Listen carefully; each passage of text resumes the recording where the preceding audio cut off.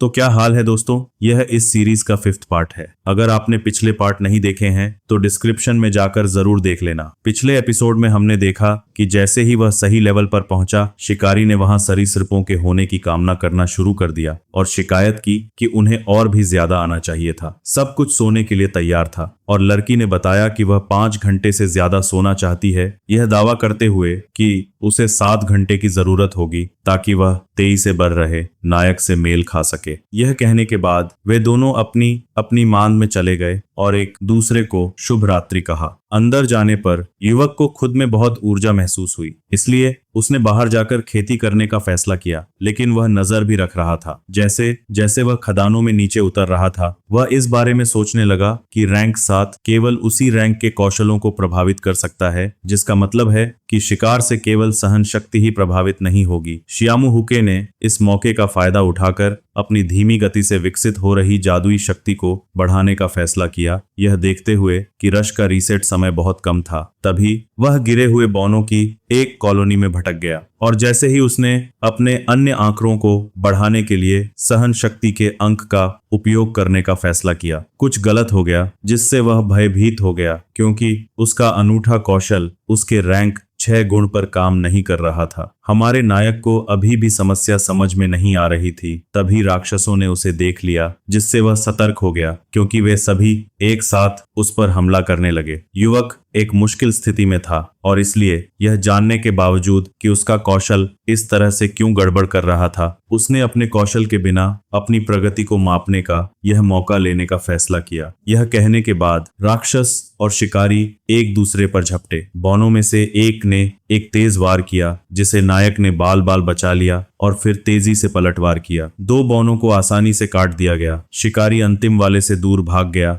और फिर वापस कूदकर करीब आ गया और बस इसी तरह तीनों राक्षसों को पूरी तरह से पकड़ लिया गया था। चामुयुज पहले तो राहत महसूस कर रहा था क्योंकि केवल 2 ही असली हथियार चला रहे थे जिससे यह काम संभव हो सका। उसने यह भी देखा कि वह एक बार में केवल 3 बौनों को ही संभाल सकता है, जिसका अर्थ है कि उसे कौशल के उपयोग के बिना अपनी लड़ाई शैली को बढ़ाना था। फिर भी नायक जानना चाहता था कि क्या हो रहा है, क्योंकि उसके लिए गहना छिपकली के छलावरण के बिना उसकी लड़ाई बहुत कठिन हो जाएगी। तभी उसे एहसास हुआ कि यह कौशल उसे समान रैंक के आंकों के अंकों के साथ छेड़छाड़ करने की अनुमति देता है। इस छोटी सी बात को भूलने पर उसे खुद पर बेवकूफ जैसा महसूस हुआ। अनूठा कौशल सहन शक्ति पर काम नहीं करता था क्योंकि वह एकमात्र रैंक 6 आंकड़ा था जो उसके पास था, जिससे चीजें और अधिक कठिन हो जाएंगी। यह देखते हुए कि वह अपने अंकों पर कितना निर्भर करता था, वह अपने साथी को बहुत ज्यादा परेशान नहीं करना चाहता था। इसलिए उसने थोड़े समय के लिए अकेले जाने का फैसला किया, अपने कौशल पर भरोसा करते हुए और गहना लोगों को फिर से खोजने की अपनी इच्छा के बावजूद वह अकेले रहते हुए एक दुश्मन टीम पर ठोकर खाकर गंभीर स्थिति में पड़ जाएगा। यह कहने के बाद उसने अगली सुबह तक अपने कौशल का उपयोग किए बिना शिकार करने का फैसला किया। इस बीच जब एंजुओंग सो रही थी, उसने किसी को उसे पकड़ने की कोशिश करते हुए देखा। यह देखकर उसने जल्दी से उसे उसके निजी अंगों पर लात मारी, जिससे वह दर्द में आ गया और वह भागने लगी। लेकिन तभी लड़की को हमलावर ने हाथ से पकड़ लिया, जिसने अपना हथियार निकाला और उसके हिलने डुलने के कोई रास्ते नहीं होने के कारण उसे छुरा घोंपा जाने वाला था। तभी उसकी आंख खुल गई। इसके साथ महिला ने ठंडे पसीने में अपनी आंखें खोलीं क्योंकि उसके साथी ने दावा किया कि वह बहुत देर सो गई है और वह गड्ढा खोल देगा। उसने पुष्टि की कि वह थोड़ी देर में बाहर आ जाएगी। समय को देखते हुए योद्धा को एहसास हुआ कि वह 7 घंटे से अधिक सो चुकी थी। इसलिए युवा ने अपने साथी से पूछा कि उसने कितनी नींद ली, जिस पर उसने जवाब दिया कुछ नहीं, जिससे वह हैरान रह गई क्योंकि उसने बताया कि वह अपनी आंखें बंद ही नहीं कर सका। युवक ने रैंक ऊपर जाने में अपने समय के बारे में डींगे मारना शुरू कर दिया, यह दावा करते हुए कि यह उसकी थकान के अचानक गायब होने का कारण है। इससे लड़की और भी हैरान रह गई और जब उससे पूछा गया कि यह सहन शक्ति कब विकसित हुई, तो नायक ने पुष्टि की कि यह तब हुआ जब वे शिकार कर रहे थे। अपनी उपस्थिति और अपनी कुल्हाड़ी पर लगे खून को देखने के बाद लड़की ने उससे पूछा कि क्या वह अकेले खेती करना चाहता है, जिसकी उसने पुष्टि की, यह दावा करते हुए कि वह सतर्क था। फिर उसने यह समझाना शुरू किया कि राक्षस अभी भी 3 के झुंड में दिखाई दे रहे थे और इस बार वे रामेण सैनिक थे, जिससे वह निराश हो गई। लेकिन जैसे ही हमारे नायक ने अपने साथी को कुछ खाने की पेशकश करने वाला था वह उस पर चिल्लाई, उसे अकेले लापरवाही से जाने और खुद को खतरे में डालने के लिए चिल्लाई, जिससे उसे जीवित रहने के उसके अवसरों को प्रभावित कर सकता था। तो योंग ने फिर नायक से कहा कि वह अपनी प्रेमिका उसकी साथी का बेहतर ख्याल रखे। साथी शब्द का जिक्र सुनकर नायक उलझन में पड़ गया और महिला चौंक गई, जिसे एहसास हुआ कि उसने अभी क्या कह दिया था और इसलिए उसने जल्दी से बात टाल दी और उसे सावधान रहने को कहा। फिर गुस्से में मुड़ गई। घबराई हुई महिला, जिसे अभी भी विश्वास नहीं हो रहा था कि उसने उसे साथी कहा था, यह देखकर चौंक गई कि वह एक साथ 3 छिपकलियों से लड़ रहा था। जैसे ही उसने फिर से माफी मांगी, उसने अंततः खुद को यकीन दिलाया कि वह सच बोल रहा था और अंतिम माफी के साथ उसने विषय बंद करने का फैसला किया। नायक उलझन में रह गया क्योंकि उससे कुछ मांग आ गया था। योद्धा ने स्पष्ट किया कि वह उसे कुछ जर्की सुखाया हुआ मांस चाहती थी जो वह चबा रहा था, जिससे वह खुश हो गया और इसलिए जैसे ही उसने उसे खाना दिया वह सोचने लगी कि इस महाद्वीप पर कुछ भी भरोसे के लायक नहीं है। एक निवाला लेने से पहले और रसोइये से यह कहने से पहले कि उसका खाना उतना बुरा नहीं है जितना दिखता है, यह सोचते हुए कि उसका नया साथी वह हो सकता है जिस पर वह भरोसा कर सकती है। 5वें दिन 4 घंटे और 15 मिनट हो चुके थे और 23 जीवित बचे लोगों के लिए सूर्योदय हुआ। सबसे बड़ी टीम, जिसका नेतृत्व बदमाशी कर रहा था, कठिनाइयों का सामना करने के बावजूद ठीक हो गई और दवाइयों की वजह से वापस पटरी पर आ गई। दूसरी सबसे बड़ी टीम 7 लोगों के साथ यह चीनी टीम थी। उसके बाद 6 लोगों के साथ जापानी टीम थी। प्रतियोगिता के 5 दिन हो चुके थे और केवल 4 लोग ही गिरे थे, लेकिन चीजें वास्तव में 5वें दिन के बाद जटिल हो गईं, क्योंकि उत्साहित टीमों ने एक दूसरे से टक्कर नहीं ली या सामना नहीं किया। इस बीच हमारे नायकों को सीढ़ियां मिल गईं। योद्धा ने शून्य के तल पर कुछ समय आराम करने का प्रस्ताव रखा, जो उम्मीद से कहीं ज्यादा चुनौतीपूर्ण था। हमारे नायक के अनुसार पहाड़ के राक्षस, जो बैकअप बुलाने के लिए जाने जाते थे,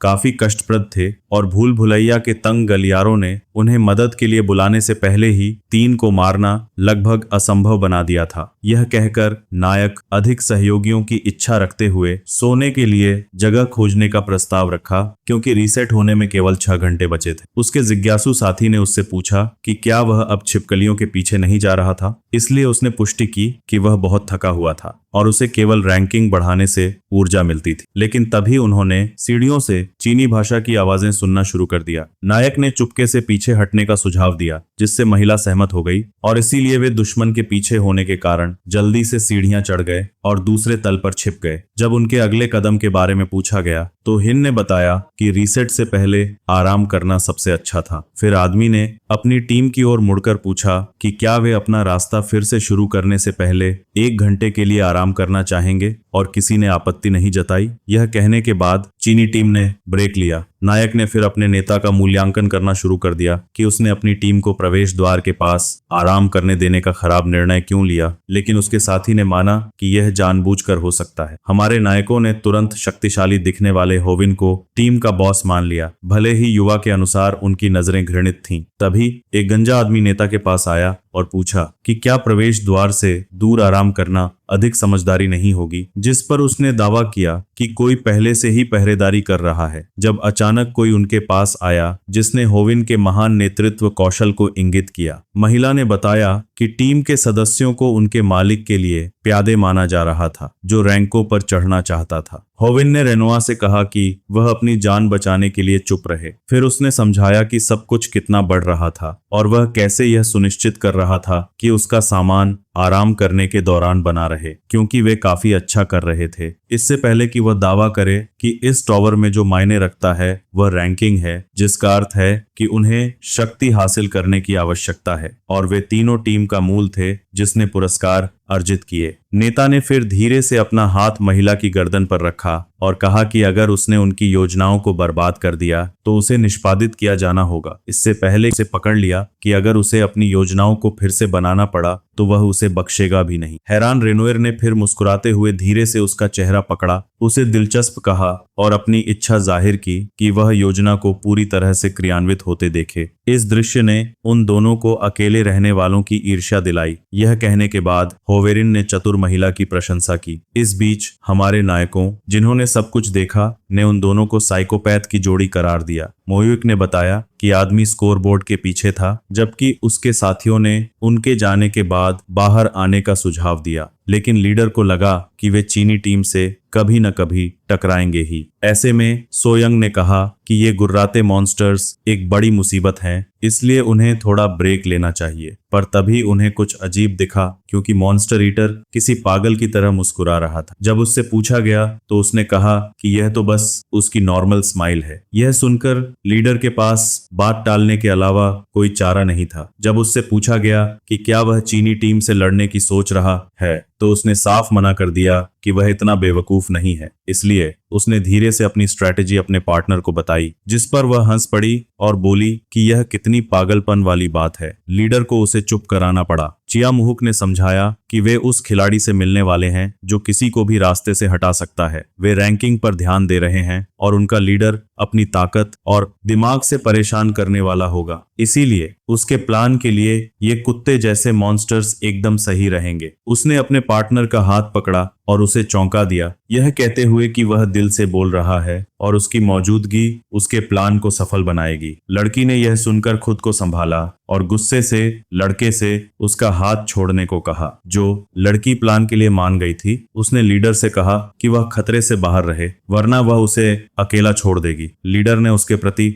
आभार व्यक्त किया। थोड़ी देर बाद जब चीनी टीम डंजन में आगे बढ़ रही थी, तो किसी ने सोचा कि वहां कई खिलाड़ी मौजूद हैं, क्योंकि लगातार गुर्राने की आवाजें आ रही थीं। यह और भी कंफ्यूजिंग था, क्योंकि 24 घंटे की पेनल्टी अभी तक एक्टिवेट नहीं हुई थी। हीरो सोचने लगा कि यह अजीब है कि उनकी वापसी के तुरंत बाद शोर शुरू हो गया, और यह सोचते हुए कि इस माहौल में किसी को खोजना कितना मुश्किल है, उसे समझ आ गया कि असल में क्या हो रहा है। एक ने उससे पूछा कि क्या कुछ खास है। तभी टीम लीडर ने अपने साथियों को छिपने का इशारा किया, क्योंकि वे एक जाल में फंस गए थे, लेकिन सब इतने शॉक थे कि हिल भी नहीं पाए। टीम लीडर को समझ आ गया कि जाल पहले ही बंद हो चुका था। उसी समय कोई मॉन्स्टर्स के झुंड के साथ भाग रहा था। वह कोई और नहीं बल्कि हमारा हीरो था, जो सोच रहा था कि इन गेम्स में मॉन्स्टर्स के बड़े झुंड को खत्म करना सबसे अच्छा तरीका है। हीरो की प्लानिंग थी कि चीनी टीम के वापस जाने का इंतजार करो, फिर उनके एक ऐसे इलाके में जाने का इंतजार करो जिसके बारे में वे जानते हैं और जिसमें ज्यादा एग्जिट ना हो। जैसे ही यह हो गया,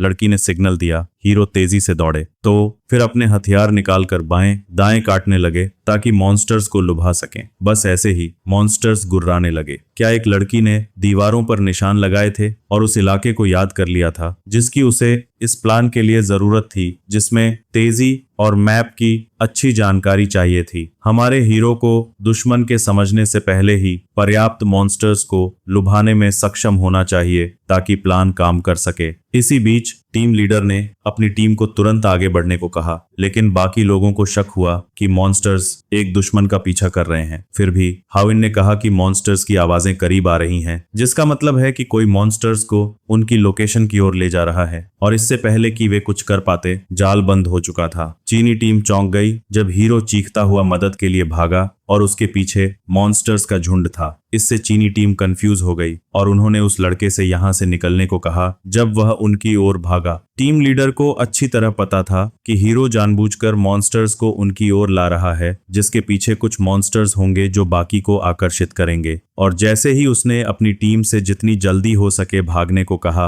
आन सोयंग और भी एनलेस के साथ दौड़ती हुई आई और यहीं पर अहम मोड़ आया। तभी उसने उस खास रनर को देखा, लेकिन जैसे ही चीनी टीम इस बारे में बहस करने लगी कि आगे क्या करना है और घबराने लगी, वुल्वरीन अचानक उनके बीच से गुजरा और उनमें से एक पर चार्ज किया। फिर उसके हथियार को उसके पास से गुजारा और हाव को हैरान कर देने वाली तेजी से भाग गया। इसलिए उसने अपनी घबराई हुई टीम से भागते हुए हीरो का पीछा करने को कहा। अचानक चीनी टीम मॉन्स्टर्स से घिर गई, जिससे वे हीरो का रास्ता खो बैठे और इस तरह एडवेंचर खुद को कुत्तों से घिरा हुआ पाया। फिर भी हावरिन ने जर्मन को आखिर तक लड़ने के लिए कहा, चीखते हुए कि उन्हें जबरदस्ती बाहर निकलने का रास्ता बनाना चाहिए। फिर उस जोड़े ने एक दूसरे से हिंदा रहने की भीख मांगी और यह कहते ही पहाड़ के राक्षस ने अपना हमला शुरू कर दिया, लेकिन टीम लीडर उसके सामने आ गया और अपनी जादुई तलवार से उसके बगल में वार कर दिया, जिससे वह राक्षस फट गया। होवर ने जर्मन से लड़ाई का दिखावा करने को कहा। सभी प्रतियोगियों ने शून्य की भीड़ से लड़कर निकलने की कोशिश की। इस बीच हमारे नायकों ने गेट पर सब्र से इंतजार किया और फिर जल्दी से देखा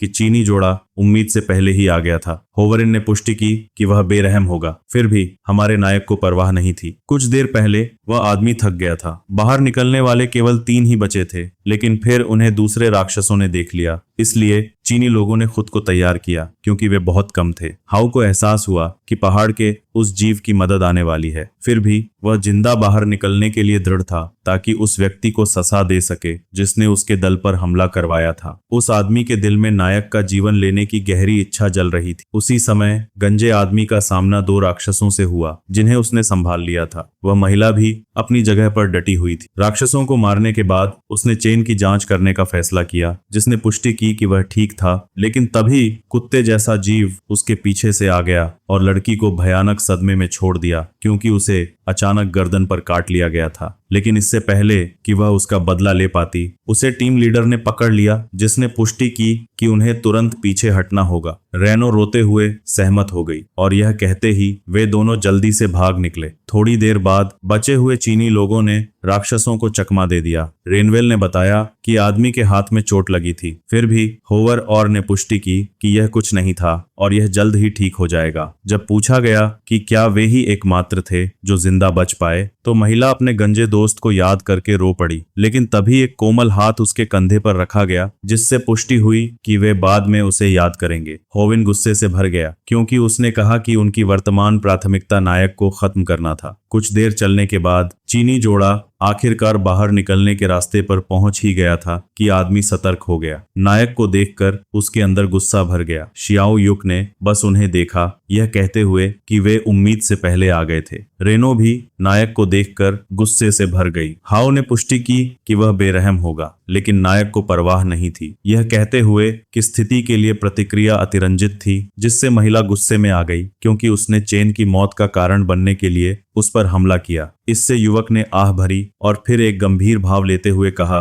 कि वे उन्हें हत्या का आरोप लगा रहे थे, जबकि वे खुद रैंकों पर चढ़ने के लिए अपने सहयोगियों का बलिदान करने वाले थे। लेकिन टीम लीडर ने पुष्टि की कि चेन खास था, क्योंकि वह उनका दोस्त था, इसीलिए वह नायक को मारकर उसका बदला लेने के लिए और भी अधिक दृढ़ था। फिर भी जिस युवक ने उसे दूसरों से बेहतर दोस्त मानने के लिए उसका मजाक उड़ाया था, उसने कहा कि आज खून वही बहाएगा। रेनो ने कहा कि वह नायक को सबसे दर्दनाक मौत देगी। एंसो यंग ने बताया कि पहली बार में महिला को पीटने के बावजूद उसे अब एहसास हुआ कि वह दया की पात्र नहीं है। यह कहते हुए उन दोनों ने अपनी लड़ने की मुद्राएं अपना लीं। जैसे ही दुखी महिला ने योद्धा पर वार किया, जिसे वह लगभग चकमा देने से चूक गई, रेनोएर ने हमलावर को चिल्लाना शुरू कर दिया, जिसने उससे लड़ने के दौरान अपना मुंह बंद रखने को कहा। नायक अपने साथी के तलवार चलाने के कौशल से चकित था, यह दावा करते हुए कि उसने उसे पृथ्वी पर कुचल दिया होता। फिर हाउ ने उसकी पहचान के बारे में पूछा, यह देखते हुए कि उसने केवल जापानी टीम और सबसे बड़े दस्ते पर ही विचार किया था, इसलिए उसने गुस्से से हमारे नायक से अपना परिचय देने की मांग की। फिर भी चामुयुक इसे समझने में असफल रहा और दावा किया कि जाल में फंसा तलवारबाज उसे हरा नहीं सकता और वह इस मुठभेड़ का लंबे समय से इंतजार कर रहा था। हाउ ने इस तथ्य से इनकार नहीं किया कि उसने पुष्टि की कि युवक की रणनीति विफल होने वाली थी और वह इसके पीछे के कारण को समझाने के लिए उत्सुक था। बस ऐसे ही गोबलिन कीलें स्टील से टकराईं। दोनों आदमियों ने आश्चर्य व्यक्त किया कि दूसरे की ताकत कितनी थी, लेकिन जापानी ने अपनी तलवार से कोरियाई को दूर धकेल दिया और फिर अंतिम क्षण में उसे चकमा देते हुए घातक वार के साथ उस पर हमला किया। फिर दोनों ने हमलों की झनी से एक दूसरे पर बमबारी करने के लिए अपने हथियारों को मोड़ दिया, यह महसूस करते हुए कि उसका प्रतिद्वंद्वी कमजोर होने के बावजूद अभी भी कोई शक्तिशाली व्यक्ति था जो मार्शल आर्ट जानता था। हाविन ने बताया कि नायक के पास फिल्मों से मिले हथियार में महारत की कमी थी और वह केवल अपने भारी आंकों पर निर्भर था, मगर वो नौजवान पहले से ही एक्स मेन के ताने से वाकिफ था। जैसे ही उसने अपने प्रतिद्वंद्वी को लात मारने की कोशिश की, जिसने मजबूती से अपना पैर जमीन पर जमा लिया और फिर अपनी तलवार घुमाई, चीनी तलवार कोरियाई पंजों के बीच से निकल गई। फिर भी इससे पहले कि वे हाथों तक पहुंच पाते, नायक ने अपनी मुट्ठी घुमाई ताकि तलवार को फंसाया जा सके और खुद को हमला करने का मौका मिल सके। इससे उसने अपने प्रतिद्वंद्वी के चेहरे पर अपना क्रॉस लॉन्च किया, केवल तलवारबाज को घातक सिर से बचने के लिए, जिससे मुख्य उपभोक्ता सदमे में पड़ गया। होविन ने फिर नायक को चेहरे पर लात मारी और फिर उसे काटने की कोशिश की, लेकिन तभी उसने अपनी बाईं बांह से ब्लेड को ब्लॉक कर दिया और अपनी दाहिनी बांह से अपने प्रतिद्वंद्वी को घायल कर दिया। यह कहने के बाद होविन ने मजबूती से अपनी तलवार पकड़ ली और प्रहारों का एक तूफान जारी किया, जिससे नौजवान मुश्किल से बच पाया। 13वें दौर के सबसे मजबूत व्यक्ति ने थके हुए को इस कौशल का प्रदर्शन करते हुए देखकर सोचा कि चीनी शक्ति अपने चरम पर कैसी होगी। उसके प्रतिद्वंद्वी ने फिर अपना ध्यान महिलाओं की लड़ाई की ओर मोड़ा। होविन को एहसास हुआ कि रेनो को उसकी मदद की सख्त जरूरत नहीं है, इसलिए उसने नायक को दूर धकेल दिया। केवल उसे अपने पंजों का उपयोग करके अपने पाठ्यक्रम को जल्दी से रोकने के लिए तलवारबाज ने द्वंद्व को जल्दी समाप्त करने का प्रस्ताव रखा और इसलिए उन्होंने लड़ाई को समाप्त करने के लिए अपने सबसे मजबूत चालों का उपयोग करने पर सहमति व्यक्त की। यह कहने के बाद प्रतियोगियों ने अंतिम टकराव के लिए खुद को उठाया। हो ने अपने प्रतिद्वंद्वी का विश्लेषण किया और महसूस किया कि वह हमला करने से पहले खुद को बढ़ाने की कोशिश करेगा। उसने यह भी माना कि नायक लंबी दूरी के हमलों के प्रति संवेदनशील था और भले ही उसने लंबी दूरी से बचा लिया हो, फिर भी वह छोटी दूरी में नीचे गिर जाएगा। इस बीच कोरियाई अपने मालिक को याद करने लगा, क्योंकि वह अपनी जीत के बारे में अनिश्चित था। यही वजह है कि उसने अपने पक्ष में संभावनाएं डालने का फैसला किया। यह कहने के बाद उसे एहसास हुआ कि उसके पास केवल एक ही विकल्प बचा है और इसलिए वे दोनों अंतिम टकराव के लिए एक दूसरे की ओर बढ़े। उन्होंने चालबाजी का इस्तेमाल करने का भी फैसला किया। हमारे नायक ने हवा में कूदकर अपने प्रतिद्वंद्वी के लंबी दूरी के हमले से बचा लिया। क्या आपको लगता है कि चीनी सतर्क था क्योंकि उसने कुल्हाड़ी फेंकने की तैयारी की? चामू ह्युक ने जल्दी से कार्रवाई की, केवल होविन के बिना किसी समस्या के बचने के लिए और उन दोनों के फिर से टकराने पर उसकी तथाकथित अंतिम चाल की कमजोरी के लिए उसे बुलाने के लिए। लेकिन तभी आदमी ने देखा कि वास्तव में क्या हुआ था। अनसो यंग अपनी आंखों पर विश्वास नहीं कर सकी। रेनॉयर भी हैरान था, क्योंकि कुल्हाड़ी उसके सिर पर लगी, जिससे वह अपने साथी के डर के लिए जमीन पर गिर गई। और जैसे ही होवेरिन सदमे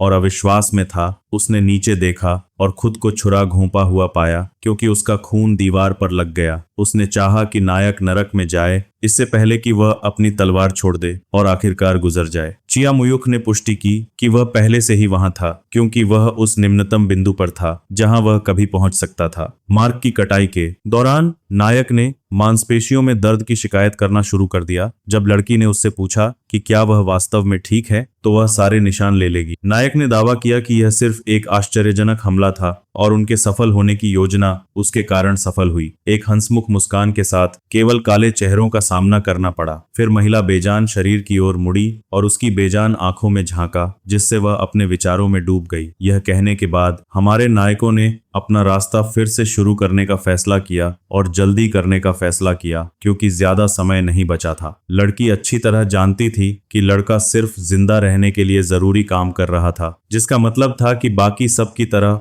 उसे भी दूसरों को मारना पड़ता था। उसने यह भी माना कि दुश्मन का ध्यान भटकाने और उन्हें खत्म करने की उसकी योजना कितनी शानदार थी, और यह सब जानने के बावजूद उसे एक बुरा एहसास हुआ। थोड़ी देर पहले जब चीनी हमारे नायकों से लड़ रहे थे, तो बदमाश किसी दूसरी टीम से भिड़ रहा था। उसने फिर अपने फ्री हैंड से अपने प्रतिद्वंद्वी का चेहरा पकड़ने की कोशिश की, लेकिन उसका हाथ जल्दी से दूर धकेल दिया गया। फिर घटना उस पर चार्ज हुई और बस यूं ही लॉन्ग स्वॉर्ड और कताना के बीच थोड़ी दूरी पर टकराए। हर आदमी की पीठ अब अपनी टीम की ओर थी। बायो उसके पीछे मुड़ा, अपने मरे हुए आदमी को देखकर सोच रहा था कि दुश्मन ने उन्हें इतनी आसानी से कैसे ढूंढ लिया। जापानी लोगों ने उन दोनों को ले लिया जिनके पास जबरदस्त स्किल्स थीं, एक सरप्राइज अटैक में उन्हें लड़ने का मौका दिए बिना। और जैसे ही बदमाश सोचने लगा कि उसकी कोशिशों की वजह से उसकी टीम कैसे बची, उसके एक चमचे ने उससे पूछा कि क्या वे बचेंगे, केवल उस आदमी से जिसने उस पर चिल्लाया और उसे बेकार कहा। बुलकट ने कताना वाले को शोडा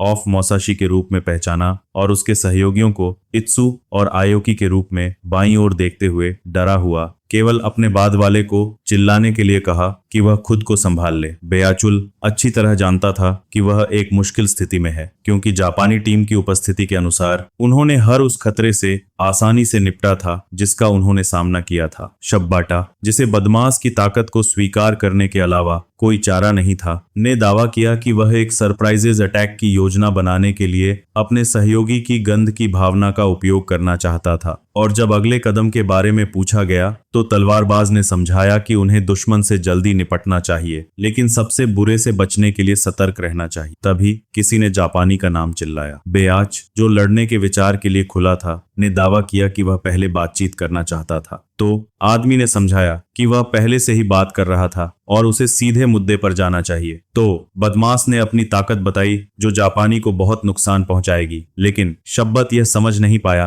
कि उसका क्या मतलब था। तो बदमाश ने समझाया कि वह एक टीम अप का प्रस्ताव देना चाहता था, जिससे उसकी बाकी टीम हैरान रह गई। इससे जापानी भ्रमित हो गए। बेयूच ने शक्तिशाली चीनी टीम से निपटने के बाद अपनी लड़ाई फिर से शुरू करने का प्रस्ताव दिया, क्योंकि उन्हें यकीन था कि वे एक समस्या होंगे। शश शिबाता को अपने प्रतिद्वंद्वी के शब्दों में तर्क मिला और इसलिए उसने उसके प्रस्ताव को अस्वीकार कर दिया। बदमाश हैरान रह गया। जापानी ने समझाया कि उसने अपने प्रतिद्वंद्वी के बारे में कहानियां सुनी थीं जो अंत में उसे धोखा देगा। यही कारण है कि वह लड़ना जारी रखना चाहता था और इसलिए कोरियाई ने अपना रुख अपनाया, क्योंकि उसने एक ऐसे आदमी के साथ लड़ाई फिर से शुरू करने की स्वीकार की जिसने उसे अपने पागलपन से आश्चर्यचकित कर दिया था। जापानी ने उसे चुप रहने को कहा। बेआच ने अपनी टीम को निर्देश देने का फैसला किया, यह समझाते हुए कि वह शबद्दा से लड़ रहा होगा और बाकी जापानी को उन पर छोड़ देगा, इससे पहले कि वह पुष्टि करे कि वह व्यक्तिगत रूप से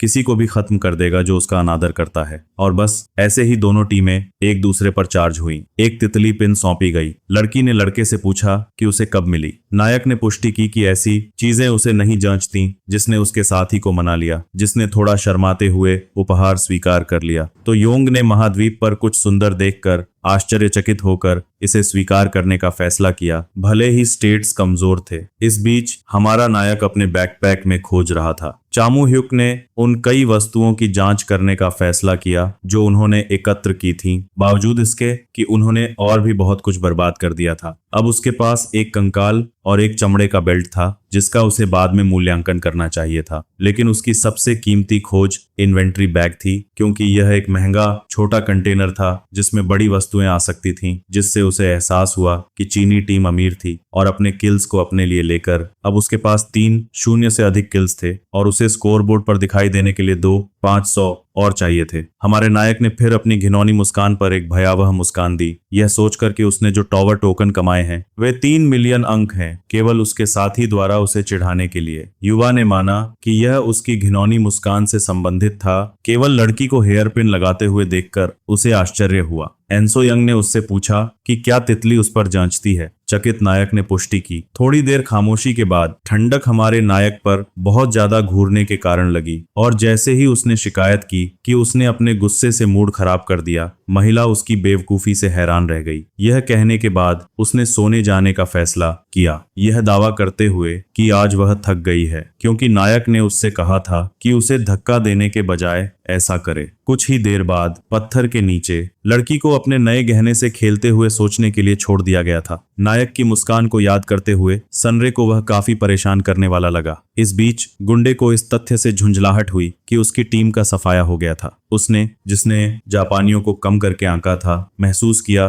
कि वह केवल संयोग से बच गया था और अब वह वापस लड़ने में शक्तिहीन था। बेयोल, जो थका हुआ था, अब 24 घंटे की सजा से बचने का रास्ता खोजने के लिए मजबूर था। इसलिए उसने अपने पास मौजूद दवा की मदद करने और बाहर निकलने की तलाश में एक निम्न प्रोफाइल रखने का फैसला किया। गुंडा, हमें अपना नायक याद आया। जितना संभव हो राक्षसों से बचने का फैसला किया। आदमी इस तथ्य से बहुत चिढ़ गया था कि उसे छिपने के लिए मजबूर किया गया था। यही कारण है कि वह अन्य सभी प्रतियोगियों को मारने और एकमात्र जीवित रहने के लिए पहले से कहीं अधिक दृढ़ था। इस बीच तीसरी मंजिल पर, जहां जापानी टीम आराम कर रही थी, स्टाफ उपयोगकर्ता ने दावा किया कि वह बदला चाहती है। टीम लीडर ने पुष्टि की कि उन्हें आराम करने की आवश्यकता है, लेकिन लंबे बालों वाला व्यक्ति अभी भी बदला लेने के लिए दृढ़ था। शब्बत ने हमें 9वें दिन अंतिम मंजिल तक सीढ़ियों पर कब्जा करने और किसी को भी प्रवेश करने की हिम्मत करने वाले को मारने की हमारी योजना की याद दिलाई। आओयोकी ने समझाया कि यह एक मुद्दा होगा, क्योंकि चीनी टीम निश्चित रूप से एक समस्या बन जाएगी, साथ ही वह गुंडा भी, जिसे वे खत्म करने का मौका नहीं दे सकते हैं। आओकी काफी गुस्से में था। क्योंकि भव्य योजना ने उन्हें अपने 3 सहयोगियों को प्यारे दोस्त की गंध सीमा से बाहर निकलने के लिए खो दिया था। यही कारण है कि वह अपने सहयोगियों का बदला लेना चाहता था। नेता ने एक छोटी हंसी निकाली और फिर अपने अधीनस्थ को उसके अपमान के लिए कॉलर पकड़कर बुला लिया। उन्होंने समझाया कि यदि वे खोजना शुरू करते हैं तो उन्हें अपने लक्ष्य नहीं मिल पाएंगे, और यदि आओकी न्याय चाहता है तो उसे अकेले जाना चाहिए, और चूंकि वह ऐसा करने से डरता था इसलिए उसे चुप रहना चाहिए। और इसलिए स्टाफ उपयोगकर्ता ने अपनी निराशा व्यक्त की, दावा किया कि वह अपने टीम लीडर से अधिक मजबूत है। फिर भी जैसे ही स्थिति और बिगड़ने वाली थी, तीसरे को उन्हें रोकने के लिए कोई विकल्प नहीं बचा था, यह समझाते हुए कि एक साथ रहना उनके लिए महत्वपूर्ण था। स्मेलर फिर अपने दोस्त की ओर मुड़ा और उसे आश्वस्त किया कि अगर कोरियाई आदमी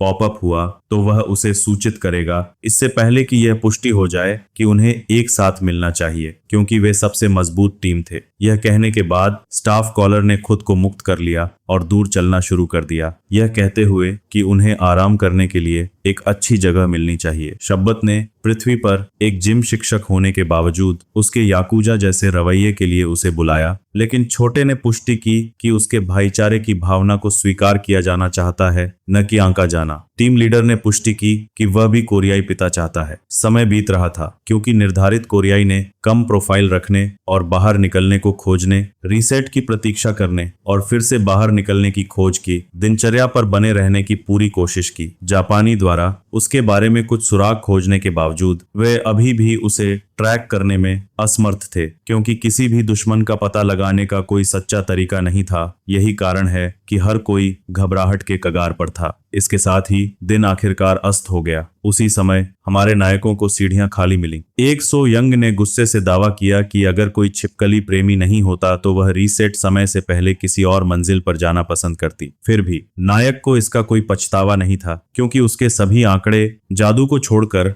रैंक अप हो गए थे। इसने उसे बहुत संतुष्ट छोड़ दिया और आश्चर्यजनक रूप से दुखी कर दिया कि उनके पास केवल 2 दिन बचे थे, और यह एक्स भी मेरा। जब अचानक जैसे ही डेनो आया, जमीन कांपने लगी। उसके पैरों के नीचे अचानक एक छेद दिखाई दिया, जिससे एक लंबा फॉल हुआ। नायक ने प्रवर्तक को शाप देना शुरू कर दिया, जिसने उनसे एक और नियम गुप्त रखा होगा। इस बीच अंधेरी खाई में जहां कैरोल निवास कर रही थी और शांति से संगीत सुन रही थी, उसने अचानक कुछ देखा, और यह कि उसका मजाक जल्द ही समाप्त होने वाला था, क्योंकि बल की खोज लगभग समाप्त हो गई थी। इसलिए उसने बचे हुए लोगों की संख्या की जांच करने का फैसला किया। प्रवर्तक ने महसूस किया कि भविष्यवाणी की तुलना में बहुत कम जीवित बचे थे, जिसका अर्थ है कि टीमों ने एक दूसरे से काफी लड़ाई की होगी। फिर उसने घड़ियों की जांच करने का फैसला किया और पाया कि जापानी नेता के पास 10 थे और नायक के पास 11 थे, जिसका अर्थ है कि उन्होंने अपनी टीमों की सभी घड़ियां ले ली थी। राक्षस भी नायक के परिणामों से सुखद आश्चर्यचकित था, यह देखते हुए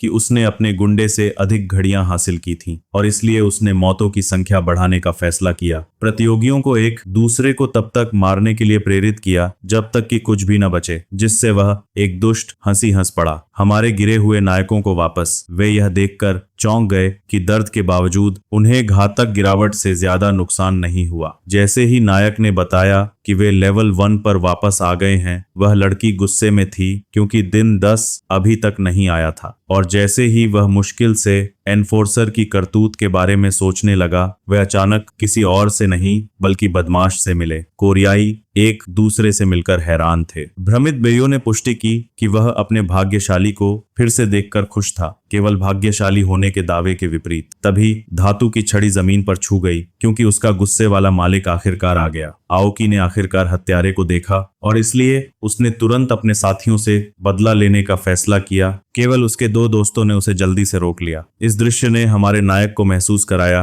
कि बदमाश और जापानी के बीच कुछ अनबन होनी चाहिए। बे को एहसास हुआ कि वे सभी पहली मंजिल पर गिर गए थे। यह एनफोर्सर की करतूत थी, जबकि जापानी टीम ने अपने अधीनस्थ बदमाश को शांत करने की कोशिश नहीं की। बदमाश ने महसूस किया कि महिला अपने साथियों की मौत से नाराज थी, जिन्होंने उस पर हमला किया था। उसने दावा किया कि वह असली पीड़ित था, क्योंकि उसकी पूरी टीम का सफाया हो गया था। आओकी ने पूछा कि उसे अभी भी क्यों रोका जा रहा है, तो नेता ने दावा किया कि उसे स्थिति को पढ़ना चाहिए, क्योंकि हमारे 2 नायकों की उपस्थिति, जो बदमाश या अनुपस्थित चीनी टीम के सहयोगी हो सकते हैं, चीजें मुश्किल बना सकती हैं, जिसका अर्थ है कि लड़ाई का कदम तब तक खुद को रोकना होगा जब तक वे इन दोनों की शक्ति के बारे में निश्चित न हो। शिबाता ने उसे आश्वासन दिया कि उसे अंततः उसका बदला मिलेगा। बदमाश इस नाटक के पीछे का कारण समझने में विफल रहा, यह देखते हुए कि जापानी टीम को हाल ही में कैसे खड़ा किया गया था, जबकि नायक अपने साथी को उसकी योजना के साथ जाने के लिए मना रहा था। महिला, जिसे स्थिति पसंद नहीं थी, ने महसूस किया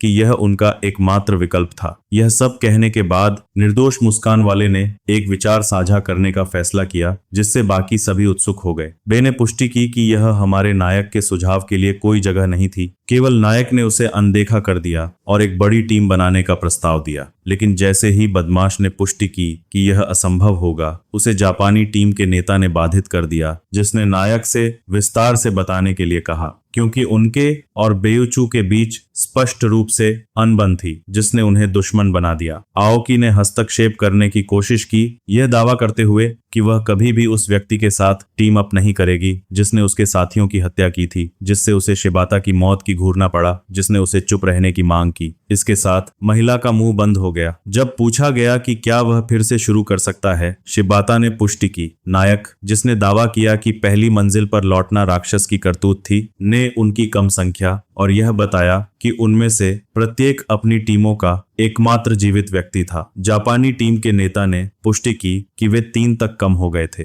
और जो कभी सबसे बड़ी टीम थी, उसमें केवल एक ही जीवित बचा था। इससे बदमाश नाराज हो गया, जिसने जापानी के साथ अंतिम लड़ाई का प्रस्ताव दिया। केवल नायक ने यह पुष्टि करने के लिए कि चीनी टीम के अभी भी 7 सदस्य बाकी थे। उन्हें लेवल 2 पर देखा था, जिसमें कोई सदस्य गायब नहीं था और वे पहली मंजिल पर कहीं और होने चाहिए। युवक ने दावा किया कि राक्षस अंतिम लड़ाई के लिए छोटी टीमों को एकजुट करना चाहता था। नायक ने तब समझाया कि अगर वे अभी एक दूसरे को मारते तो उन्हें जीवित रहने में बहुत कठिनाई होती। बे ने अपना संदेह व्यक्त किया, इसलिए नायक ने दावा किया कि उसके पास जो कुछ वह कह रहा था उसका कोई सबूत नहीं है, लेकिन कहा कि टीम अब कुछ न होने से बेहतर है। शामुयू ने समझाया कि कई सहयोगी होना सबसे अच्छा होगा, यह देखते हुए कि राक्षस के पास उनके लिए कुछ और आश्चर्य होने चाहिए। इससे बदमाश को सोचने पर मजबूर होना पड़ा। साथ ही जापानी टीम के नेता को भी, जिसने अपने अधीनस्थ को आश्चर्यचकित करते हुए टीम अप करने के लिए सहमति व्यक्त की। उन्होंने उसे समझाने की कोशिश की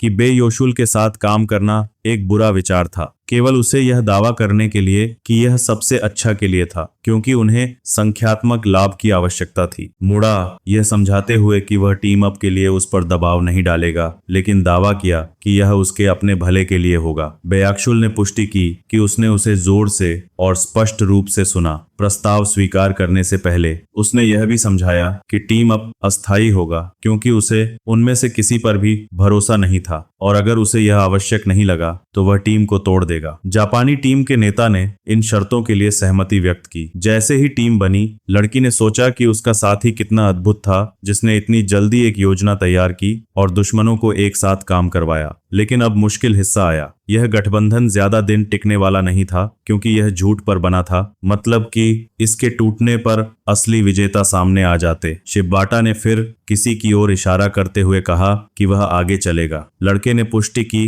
कि 2 चीजें उसे परेशान कर रही थीं। पहली तो हुक्म मानना था और दूसरी थी आगे रहने की इच्छा। लेकिन शिबाटा ने समझाया कि उसने यह सिर्फ अपने हुनर की वजह से मांगा था। फिर भी वह बदमाश ऐसा नहीं करना चाहता था, क्योंकि पीछे एक प्रतिशोधी महिला खड़ी थी, लेकिन उसके नेता ने पुष्टि की कि वह हानिरहित होगी। शब्बत ने फिर समझाया कि उसका हुक्म देना स्वाभाविक था, क्योंकि उसकी टीम पूरे गठबंधन में सबसे बड़ी थी। यह कहने के बाद उसने बेयूच को आगे लेना चाहिए या नहीं, इस पर वोट शुरू करने का फैसला किया और 5 हाथ उठने के साथ फैसला हो गया। बदमाश विशेष रूप से नायक से नाराज था, जिसने अपना हाथ भी उठाया था। इससे वह नायक पर बहुत नाराज हुआ, जिसने बदला लेने का फैसला किया, इससे पहले कि वे बारी बारी से सामने रहेंगे। फिर वह योद्धा की ओर मुड़ा, जो इस अचानक घूरने से भ्रमित था।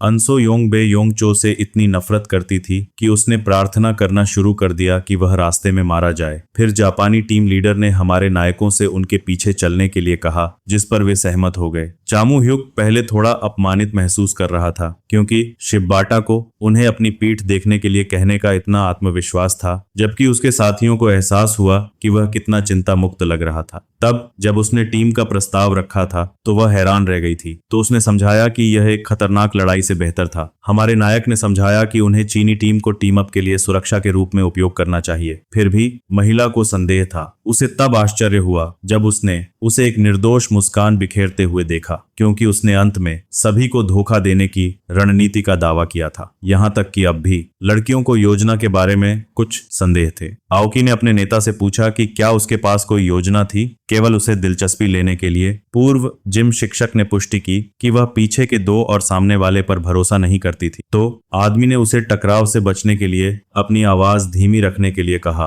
फिर उसने एक दुर्भावनापूर्ण मुस्कान बिखेरी, क्योंकि उसने समझाया कि सब कुछ ठीक हो जाएगा। इस बीच बदमाश इस तथ्य से परेशान था कि टीम अप उसका एकमात्र विकल्प था। वह लाल बालों वाले व्यक्ति से भी मोहित था, जिसके पास कुछ संदिग्ध जानकारी थी। फिर भी उसने मामले को छोड़ने का फैसला किया। यह कहने के बाद उन सभी ने अंततः विश्वासघात करने के लिए सही अवसर की प्रतीक्षा करने का फैसला किया। 4 घंटे घूमने और सीढ़ियों को खोजने के बाद नायक ने बताया कि वे उम्मीद से ज्यादा तेज थे, क्योंकि शिबाटा ने समझाया कि इस मंजिल पर केवल सामान्य बौने ही रह रहे थे। यह कहने के बाद शब्द ने उन्हें अलविदा कहने का फैसला किया, क्योंकि वह सीढ़ियों की ओर भागा और अपनी टीम को छोड़ दिया, जिससे सभी हैरान रह गए। और सोयंग ने कहा कि काले ड्रैगन के लिए ऐसे बेवकूफ का समर्थन करना कितना मूर्खतापूर्ण था। तो नायक ने समझाया कि उसके पास एक छिपी हुई गुणवत्ता होनी चाहिए। यह कहने के बाद स्टाफ धारक दूसरा था। उसे यह देखकर झटका लगा कि ये दोनों अब तक कैसे बच गए थे। तो महिला ने पुष्टि की कि वह नहीं चाहती थी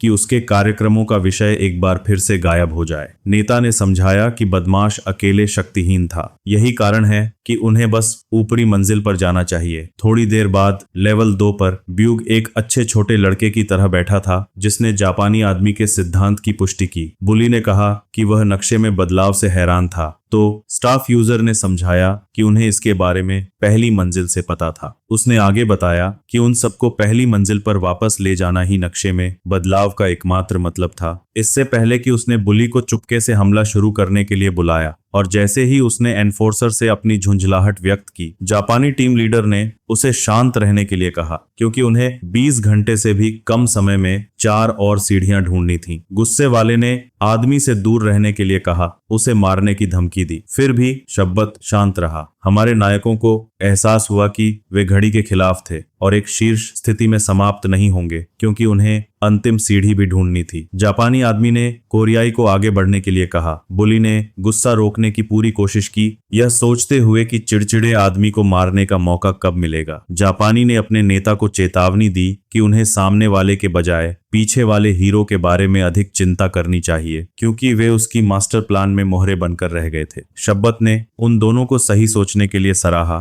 फिर भी उन्हें उस पर ध्यान न देने के लिए कहा, क्योंकि वे एक गठबंधन में सबसे मजबूत थे, जिसे हर कोई 5वीं मंजिल तक बनाए रख रहा था। वह निश्चित भी था कि जब सही मौका आएगा तो वे अपने साथियों को बिना किसी असफलता के खत्म कर सकते हैं। थोड़ी देर बाद बीएच, जो मरे हुओं से घृणा करता था, ने उनसे अपना रास्ता बनाने के लिए एक कौशल का इस्तेमाल किया। जैसे ही उसने बाएं और दाएं विस्फोट किए, जापानी ने उसके रास्ता बनाने की क्षमता को स्वीकार किया, क्योंकि उसके नेता ने बताया कि यह उन लोगों के लिए स्वाभाविक था जिन्हें काले ड्रैगन प्यार करते थे। जबकि हमारे नायकों को उसकी शैली मूर्खतापूर्ण लगी, उन्होंने उसकी मृत्यु की कामना की। कुछ विस्फोटों के बाद अगला निकास मिल गया था। शब्बत ने बुल्ली की प्रशंसा की, क्योंकि उसने उन्हें 3 घंटे में सीढ़ी तक पहुंचने दिया था, जिससे वह गुस्सा हो गया और दावा किया कि उसने पूरी टीम को संभाला है। लेकिन हीरो ने पुष्टि की कि ऐसा नहीं था, क्योंकि उन्होंने लाशों से कुछ टोकन मारे और निकाले थे, जिससे वह और भी गुस्सा हो गया, क्योंकि उन पर समय का दबाव था। चियाओ यूके ने तब परेशान व्यक्ति को समझाया कि लूट का वितरण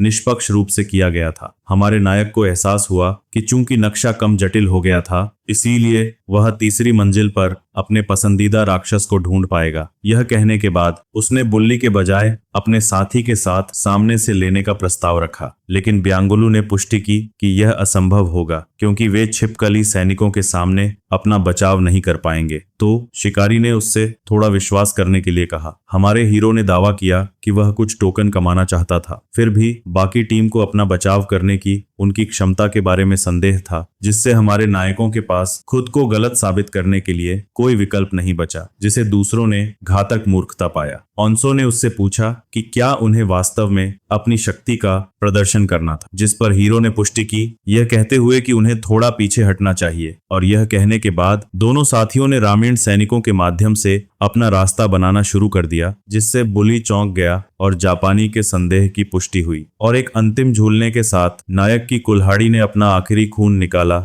इस लड़ाई का प्रतिनिधित्व किया, क्योंकि उन्होंने अपनी ताकत को मंजूरी दी। और जबकि शिबाटा ने उन्हें नेतृत्व देने के लिए सहमति व्यक्त की, बीएच युवक की अचानक शक्ति के उछाल से हैरान रह गया। जैसे ही कोर का सेवन किया गया, बाकी लोग उत्सुक रह गए। तो हीरो ने समझाया कि वह बस एक स्नैक ब्रेक ले रहा था। इससे तलवारबाज घृणा करने लगा, क्योंकि नायक राक्षसों के दिलों को खा रहा था। एनसो यंग ने दावा किया कि उसे शक्ति प्राप्त करने के बावजूद अपने आहार को गुप्त रखना चाहिए, केवल हमारे हीरो के लिए, यह पुष्टि करने के लिए कि यह उसकी योजना का हिस्सा था। उसने समझाया कि अप्रत्याशित समझा जाना बेहतर होगा और दूसरों को भ्रमित करने से वे बेहतर योजनाएं बना पाएंगे। नायक ने खुशी खुशी आदमी को छिपकली का मांस फेंका। छोटे ने दावा किया कि हीरो के पास खाने का कौशल होना संभव था, केवल प्रमुख के लिए यह दावा करना कि एक नौसिखिया के लिए इसे प्राप्त करना असंभव होगा, इसलिए उन्हें उसे अकेला छोड़ देना चाहिए। यह कहने के बाद स्टाफ यूजर ने उसे अपनी पीठ के पीछे बुली को रखने के लिए बुलाया, तो उसने समझाया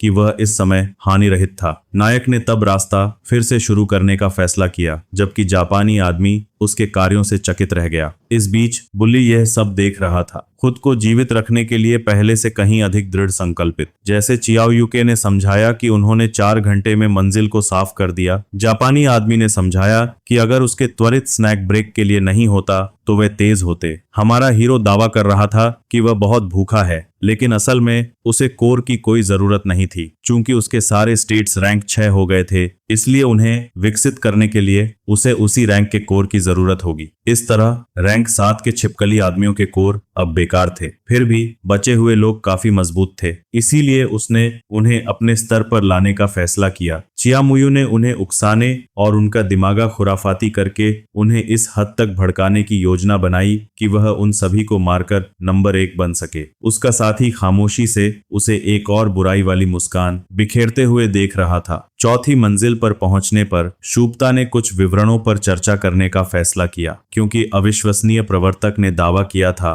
कि पिछली मंजिल के विपरीत अगले दिन दिखाई देंगे, जिसका अर्थ है कि वे अभी तक दिखाई नहीं दिए होंगे। और इसलिए उसने टीम को खोजने के लिए बिखरने का प्रस्ताव रखा, जबकि चीनी टीम से सावधान रहना था, जो कहीं दिखाई नहीं दे रही थी। यह कहने के बाद सभी ने अंतिम सीढ़ी की तलाश शुरू कर दी। हमारे नायक भी जापानियों की तरह एक साथ खोजने चले गए, जबकि बदमाश अकेला घूम रहा था। 7 घंटे की खोज के बाद भी सीढ़ी कहीं नहीं दिखी। इससे उन्हें आश्चर्य हुआ कि क्या उन्हें खोजना जारी रखना चाहिए। शब्बत ने इटू की ओर मुड़कर पूछा कि क्या कोई अनछुआ इलाका बचा है, लेकिन आदमी ने पुष्टि की कि उन्होंने पूरी मंजिल का चक्कर लगाया था। और जब पूछा गया कि क्या उसके पास कोई मैपिंग स्किल है, तो सूंघने वाले ने बताया कि उसकी नाक बहुत अच्छी है। सतर्क हीरो ने उससे पूछा कि क्या वह व्यक्तियों को भी सूंघ सकता है, जिसे उसने पुष्टि की, जिससे नायक को आराम मिला और बदमाश को इस बात का अंदाजा हो गया कि वास्तव में क्या हो रहा है। शिबाता ने ब्रेक लेने का प्रस्ताव रखा, यह दावा करते हुए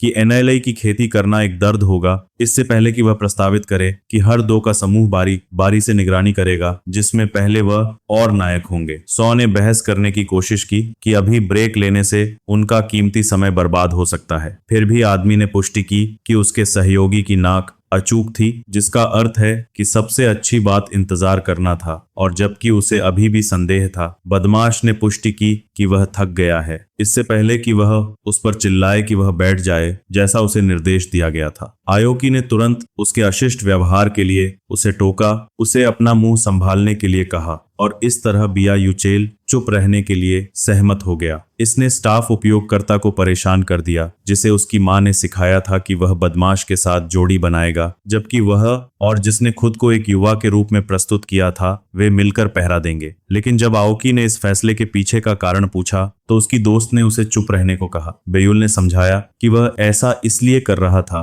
ताकि प्रत्येक जापानी को एक दुश्मन की निगरानी करने को मिले। फिर वह योद्धा के नाम के बारे में सोचने लगा, इससे पहले कि अंततः उसे याद आए कि उसने यह नाम कहाँ सुना था। बदमाश ने उसे सिक्स पूल के सदस्य के रूप में पहचाना और किम जोंग उनके करीबी किसी व्यक्ति के रूप में। छोटे वाले ने अंतिम नाम को उक्त परिवार के शाखा प्रबंधक के रूप में पहचाना, बेयू। जूल ने समझाया कि यह एक प्रसिद्ध कोरियाई था जो एनो यूंग के साथ पंगा लेने के बाद लगभग खतना कर दिया गया था, और जैसे ही वह उसकी कहानी के बारे में बड़बड़ाता रहा, एक ब्लेड अचानक लहराया गया, केवल ब्लेड के मांस में घुसने के बजाय स्टील से टकराने के लिए। बदमाश को एहसास हुआ कि वह लगभग चला गया था, यह दावा करते हुए कि वह केवल एक कहानी सुना रहा था। एनसो यंग ने उसे चुप रहने के लिए कहा। उसकी आंखों में अंधेरा था और उसकी गर्दन खोलने की धमकी दी, केवल उसके यह कहने के लिए कि यह इस टॉवर में चल रहे सॉसेज फेस्ट से एक बदलाव होगा। ए ने हस्तक्षेप करने की कोशिश की, लेकिन उसे रोक दिया गया। महिला ने सुना कि कोरियाई भी शरीर के दुश्मन थे,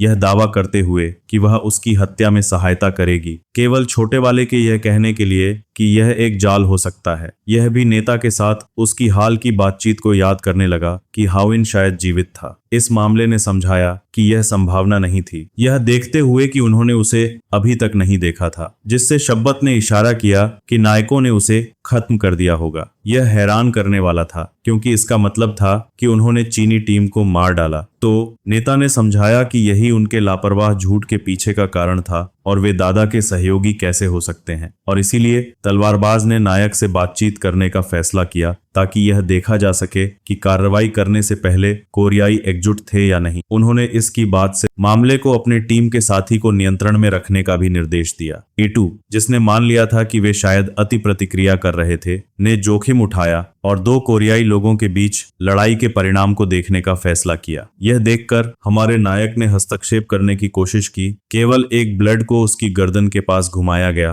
ताकि उसे रोका जा सके। शब्बत नायक के रास्ते में खड़ा था। नायक ने गुस्से से उसे किनारे हटने के लिए कहा, क्योंकि आदमी ने उसे शांत करने की कोशिश की। शियाओम्युक ने उसे एक बार फिर रास्ते से हटने के लिए कहा, फिर भी जापानी टस से मस नहीं हुआ। नायक को एहसास हुआ कि आदमी को परिणाम के बारे में कुछ पता था जिसे उसने नकारा नहीं। शियाओयुक ने समझाया कि अगर लड़की खतरे में होती तो वह तुरंत हस्तक्षेप करता और तलवारबाज को भी मार देता, अगर उसने उसे रोकने की कोशिश की, जिसे आदमियों ने स्वीकार कर लिया। इस बीच जब उन दोनों ने ब्लेड चमकाए तो दादा ने लड़की को दूसरों की सीढ़ियों की ओर इशारा किया। फिर भी उसने समझाया कि वे सभी उसे मारना चाहते थे और इसलिए वह फुसफुसाते हुए उस पर चिल्लाया। उससे सोचने के लिए कहा कि उसके मरने के बाद अगला निशाना कौन होगा। उसके कान में एक छोटी सी फुसफुसाहट के बाद महिला इतनी निराश थी, उसे अपने प्रतिद्वंद्वी से दूर खटखटाने से पहले बियोगुल, जो अपने प्रतिद्वंद्वी की महान शक्ति की प्रशंसा किए बिना नहीं रह सका, ने लड़ाई खत्म करने और जितना संभव हो उतना आराम करने का फैसला किया। ऐसा कहने के बाद उसने अपनी आंखें थोड़ी बंद करने का फैसला किया,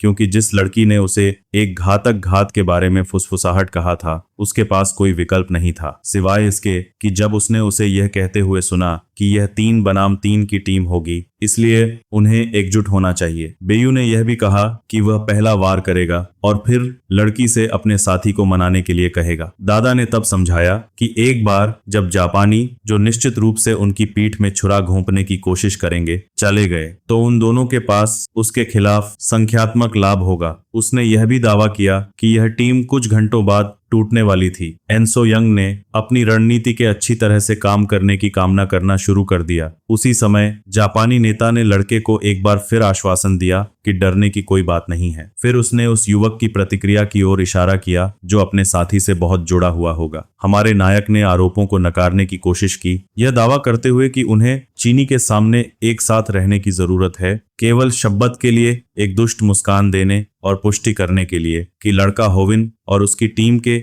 अभी भी जीवित होने के बारे में झूठ बोल रहा था। यह देखकर कि उसका पता चल गया है, युवा की रीढ़ की हड्डी में ठंड दौड़ गई। नायक ने जोर देने की कोशिश की, यह दावा करते हुए कि चीनी अभी भी एक खतरा थे, केवल आदमी से झूठ के साथ रुकने के लिए कहना, और इसलिए आदमी ने युवक की योजना का हर विवरण बताना शुरू कर दिया, जो यह महसूस करने पर बर्बाद हो गया था कि जापानी वास्तव में चतुर और चालाक थे। उसने नायक की घृणास्पद नजर की ओर भी इशारा किया, जिसका मतलब था कि वे निश्चित रूप से दुश्मन थे। नायक ने सब कुछ नकारने की कोशिश की, यह दावा करते हुए कि वे किसी हादसे में नहीं थे, केवल शब्बत के लिए यह प्रकट करने के लिए कि वह यह जानता था, क्योंकि वह एक सच्चा याकुजा और एक हत्यारा था जो अन्य हत्यारों के साथ टीम बनाना चाहता था, जिससे युवक हैरान रह गया। ऐसा कहने के बाद याकुजा ने प्रस्ताव दिया कि कुल्हाड़ी उपयोगकर्ता और उसके साथी उनके सामान्य दुश्मन के खिलाफ टीम बनाएं और वे चुपके से हमला करने में उनकी मदद करेंगे। चाम मुहुक, जिसने महसूस किया कि उनका इस्तेमाल दादा को फंसाने के लिए किया जा रहा था, ने पूछा कि अगर उन्होंने मना नहीं किया तो क्या होगा। शब्बत ने पुष्टि की कि वे मना करने की स्थिति में नहीं थे, यह पुष्टि करते हुए कि यदि उन्होंने ऐसा किया तो उसके साथी युवा लड़के के साथी का ख्याल रखेंगे, जबकि वह जिसने खुद को शक्तिशाली घोषित किया था उससे निपट लेगा। तो उस आदमी के सामने दो रास्ते थे, याकुजा की छत्रछाया में रहना या उस धमकाने वाले के साथ हो लेना। वहीं ब्यूयुक, जिसे नींद नहीं आ रही थी, समझ गया कि वो बड़ी मुसीबत में है। उसे लगा कि चीनी टीम का सफाया हो गया है और शक उसे जापानी टीम पर था। जिस आदमी को उसके छुपे हुए वाइल्ड कार्ड ने दिलासा दिया था, उसे एहसास हुआ कि जापानी लीडर मौका मिलते ही उसे धोखा देगा। थोड़ी देर बाद हीरो और याकुजा की शिफ्ट खत्म हो गई। शब्बत ने बताया कि उसे अपने सबऑर्डिनेट से बात करनी है और फिर कहा कि हीरो और उसके पार्टनर को भी थोड़ी बात करनी चाहिए। बाद में उन दोनों ने एक दूसरे को समझाया कि उन्हें दोनों तरफ से बुलाया गया था। चमयुक ने बताया कि जापानी जिन्होंने गठबंधन की मांग की थी, वे जानते थे कि किसी स्किल की वजह से चीनी टीम का सफाया हो गया था। फिर भी उस लड़की को कोई हैरानी नहीं हुई और जो उसने सोचा था वही तीसरे पार्टनर ने भी सोचा था। हीरो ने समझाया कि उसने पहले ही भविष्यवाणी कर दी थी कि दोनों दुश्मन टीमें एक दूसरे से भिड़ेंगी। उसने आगे कहा कि प्लान के कामयाब होने के लिए किसी एक के पास वॉरियर के थ्रस्ट जैसी वन हिट स्किल होनी चाहिए। इस पर हीरो ने यकीन दिलाया कि उसे अपनी पार्टनर पर और उसकी क्षमताओं पर पूरा भरोसा है। गुस्से वाली सुंडेरे घबराने लगी और लड़के से उसे छोड़ने की गुहार लगाने लगी। हमारा हीरो उसे लेकर चिंतित था क्योंकि उसका चेहरा लाल हो गया था, इसलिए उसने कहा कि वो इस पर ध्यान न दे। उसने धमकाने वाले पर ऐसे चिल्लाने के लिए माफी मांगी और दावा किया कि ऐसा दोबारा नहीं होगा। लेकिन हैरानी की बात यह थी कि हीरो ने उसे डांटा नहीं, बल्कि कहा कि उसकी भी वैसी ही प्रतिक्रिया थी। इसके बाद उनकी छोटी सी मुलाकात खत्म हो गई। एनसो यंग हैरान रह गया जब वह चलने लगा। हमारे हीरो, जिसने महसूस किया कि उसे शांत रहना होगा, उसने अपनी ताकत पर भरोसा करने का फैसला किया, यह देखते हुए कि उसकी स्किल बेकार थी क्योंकि उसके रैंक 6 के स्टैट्स में कोई पॉइंट नहीं थे। इसलिए उसने अपने अच्छे दोस्त गॉब्लिन द्वारा दी गई कीलों पर भरोसा करने का फैसला किया। सबको एहसास हुआ कि आखिरी मुकाबला आखिरी शिफ्ट के समय होगा, जब सभी का सबसे नापसंद किरदार सीधी राह पर होगा। तब धमकाने वाले के चेहरे पर एक बुरी मुस्कान आई क्योंकि उसने सब कुछ समझ लिया था। थोड़ी देर बाद जब लड़की ने अपनी शिफ्ट ली तो डाकू ने बताया कि उन्होंने इसमें 1 घंटा और 30 मिनट बिताए थे। उस वक्त उसने हीरो से उसके उस बेतुके कदम के बारे में सवाल पूछने का फैसला किया जब उसने बॉडी को ज़ॉम्बीज से बचाया था। तो उसने समझाया कि उसने ऐसा घड़ियों के लिए किया था, जिससे वह उस पर भड़क गई क्योंकि उसका मतलब वह नहीं था। चमयुक ने समझाया कि उसके 3 मकसद थे, जिनमें से पहला यह था कि बेयोकू निश्चित रूप से ज़ॉम्बी से बच जाता, जिसका मतलब था कि उसकी मौत के लिए खेलना बेकार होता, और दूसरा, उसे मारना और उसका लूट लेना आसान होता। तीसरा कारण कुछ ऐसा था जिसे बताने में हीरो को शर्म आ रही थी क्योंकि वह उस धमकाने वाले की जान अपने हाथों से लेना चाहता था जो उसे अपने बुरे अतीत की याद दिलाता था। हीरो निश्चित था कि कल को देखने का एकमात्र तरीका अतीत के भूत को मारना था। शुरू में नौजवान को मरने से कोई फर्क नहीं पड़ा, केवल अब उसे रैंकिंग का जुनून सवार था। इसलिए उसने अपने पार्टनर को हुई सभी परेशानियों के लिए माफी मांगी। वर्तमान में वापस आते हुए लड़की ने अपना हथियार तैयार किया जो उसके लिए सबसे अच्छा हो। फिर उसने स्टाफ यूजर को देखा, यह जानते हुए कि उसे एक ही वार में खत्म करना है। अगर यह प्लान काम करता है तो दोनों तरफ को हीरो के दोस्तों के बारे में सोचना होगा क्योंकि जैसे ही बदमाश बीच में होगा तब छिपकर हमला होगा। जापान के लीडर के बिना वो यहाँ सबसे ज्यादा नफरत करने वाले को धोखा देने की कोशिश करेगा। बेओयुकू निश्चित रूप से जापानी टीम के किसी एक बंदे को निशाना बनाने की कोशिश कर रहा था। प्लान का पहला हिस्सा बदमाशों के साथ दोस्ती का दिखावा करना था, जिसका मतलब है कि उस लेडी को स्टाफ वाले को मारना होगा क्योंकि कोई भी नौसिखिया उसके वार से बच नहीं सकता। और जैसा कि उसके साथी को याकुजा ने बदमाश को मारने का काम सौंपा था, इसका मतलब है कि जब प्रोटैगोनिस्ट इस मामले में घात लगाएगा तो आसपास कोई नहीं होगा। इससे हमारे हीरो को बाकी बचे दो लोगों के खिलाफ तीन तरफा लड़ाई में एकजुट होना चाहिए। सबसे बुरे हालात वाले एक हो सकते हैं। और सोयोंग ने महसूस किया कि पहला खून लेना उतना ही जरूरी था जितना कि बाहर निकलने की जगह पर कब्जा करना, ताकि जरूरत पड़ने पर पीछे हटना पड़े। तभी किसी ने बदमाश को जगाया, जिसने पूछा कि क्या सुबह हो गई है। चिया मुयुक ने पुष्टि की कि दोपहर हो गई है। बेउल ने समझाया कि उसे प्रोटैगोनिस्ट मजाकिया लगा, जो उसकी इकलौती अच्छी बात थी। यह कहने के बाद देर से आया बदमाश अपनी शिफ्ट पर जाने लगा और इस तरह याकुजा ने अपना हथियार टकराया, तैयार खड़ा हो गया। हमारे हीरो ने भी वैसा ही किया और उसने अपनी कुल्हाड़ी मजबूती से पकड़ ली। बेउच ने एतु से बात करने की कोशिश की, जिसने बिल्कुल भी बात नहीं की। इस बीच लेडीज ने देखा कि वह घिनौना नजदीक आ रहा है। बेओ ने फिर स्मेलर के लूट के बारे में अपनी जिज्ञासा व्यक्त की, जिससे वह गुस्से से भर गया। लड़के ने पुष्टि की कि वह बस बातचीत शुरू करने की कोशिश कर रहा था और यह कहने के बाद उसने एक नर्म लहजा अपनाते हुए कहा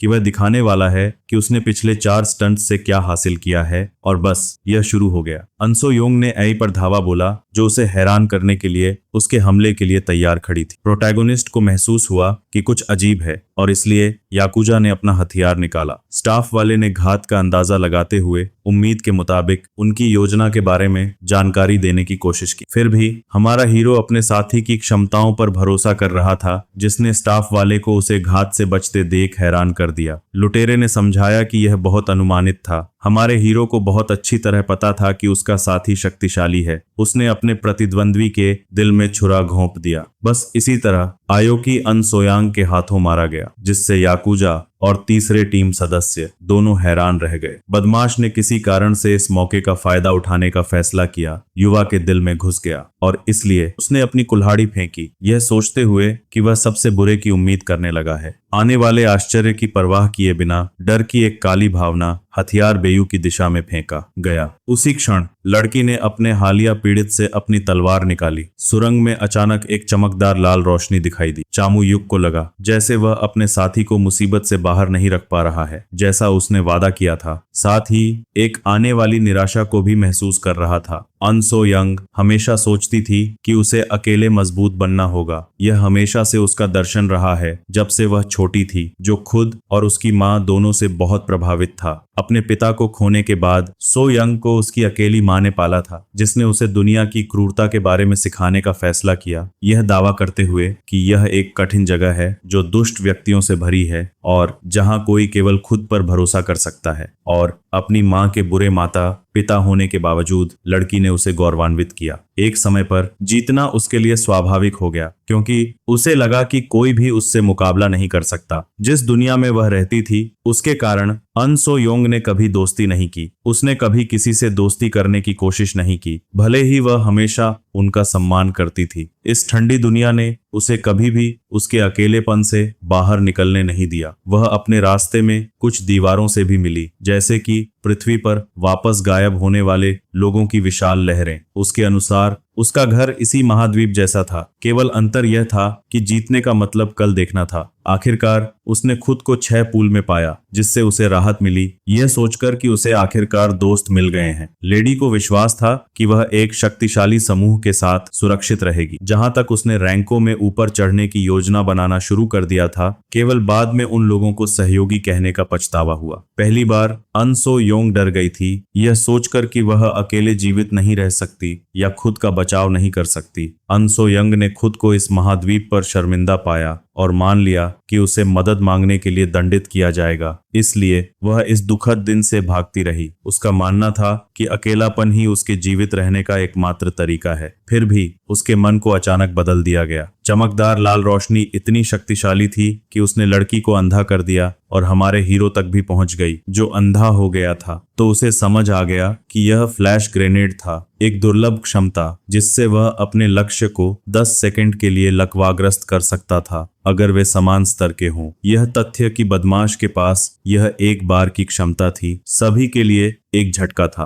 तभी बीएल ने उड़ते हुए कुल्हाड़ी को पकड़ लिया। इस मामले ने उसे हिलने डुलने में असमर्थ बना दिया। उसने अपना बचाव करने के लिए हर संभव कोशिश की, यह समझने में असमर्थ कि क्या हो रहा था तभी एक चौड़ी भयानक मुस्कान वाले किसी व्यक्ति ने उसका सिर काट दिया। टाओ के समीकरण से बाहर होने के साथ बियायुगो उस लड़की पर झपटा जो हिल नहीं सकती थी। उसके चेहरे पर जो भाव था वह उसे ब्रांच मैनेजर से हुई अपनी मुठभेड़ की याद दिला गया। इससे उसे निराशा की भावना महसूस हुई। फिर भी वह मौत को स्वीकार करने के लिए तैयार थी, यह सोचकर कि उसने कभी किसी पर भरोसा नहीं किया। जब अचानक हीरो कहीं से भी आ गया और बदमाश की पीठ में लात मारी तो उसकी आंखों में अत्यधिक क्रोध और रोष भर गया। फिर उसने जोर से उस दरिंदे का चेहरा जमीन पर टिका दिया। उसके चेहरे पर नफरत भरा भाव देखकर उसका साथी अवाक रह गया। बचे हुए जापानी लोग चकित रह गए क्योंकि नायक स्टन प्रभाव खत्म होने से पहले ही हरकत में आ गया था। चियाओयुक ने गुस्से से बेयगो से पूछा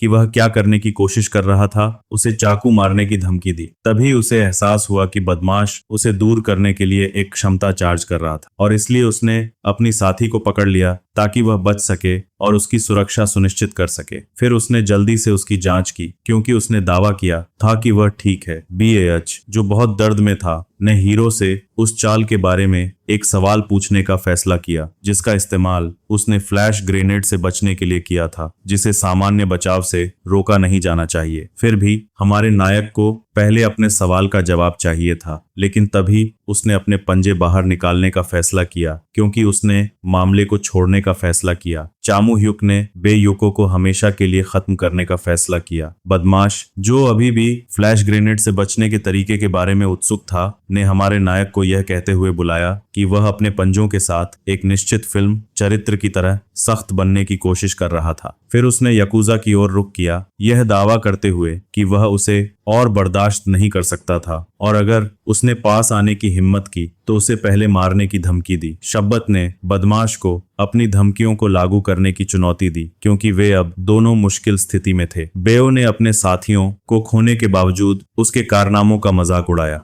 ऐसा कहने के बाद उसने दावा किया कि चालें अब बेकार थीं, यह बताने के बाद कि वह अब अधिक आश्वस्त था क्योंकि चीजें सच हो गई थीं। ऐसा कहने के बाद बीएच ने मौत के मैच की शुरुआत की घोषणा की। 3 तरफा शुरू होने के कगार पर होने के साथ हमारे नायकों ने अपने हथियार तैयार किए जबकि बदमाश अपनी क्षमताओं को चार्ज कर रहा था क्योंकि यकूजा ने अपनी तलवार में अपनी शक्ति केंद्रित की और तनाव अपने चरम पर था। हमारे नायकों ने सबसे पहले आगे बढ़कर हमला किया। नायक तुरंत अतीत के भूत के पास गया। महिला ने खुद को एक कठिन परिस्थिति में पाया क्योंकि वह अब यकूजा का सामना कर रही थी जिसे उसने अकेले ही लेने का फैसला किया था। बस स्टील के पहले टकराव के बाद महिला ने खुद को फिर से स्थापित किया और इतनी गति और सटीकता के साथ वार करना शुरू कर दिया कि उसके प्रतिद्वंद्वी को आश्चर्य हुआ। यह देखकर कि वह हार गया था, आदमी चिढ़ गया और अपनी क्षमताओं का सहारा लेने का फैसला किया उसे दूर धकेलने के लिए क्योंकि उसने दावा किया था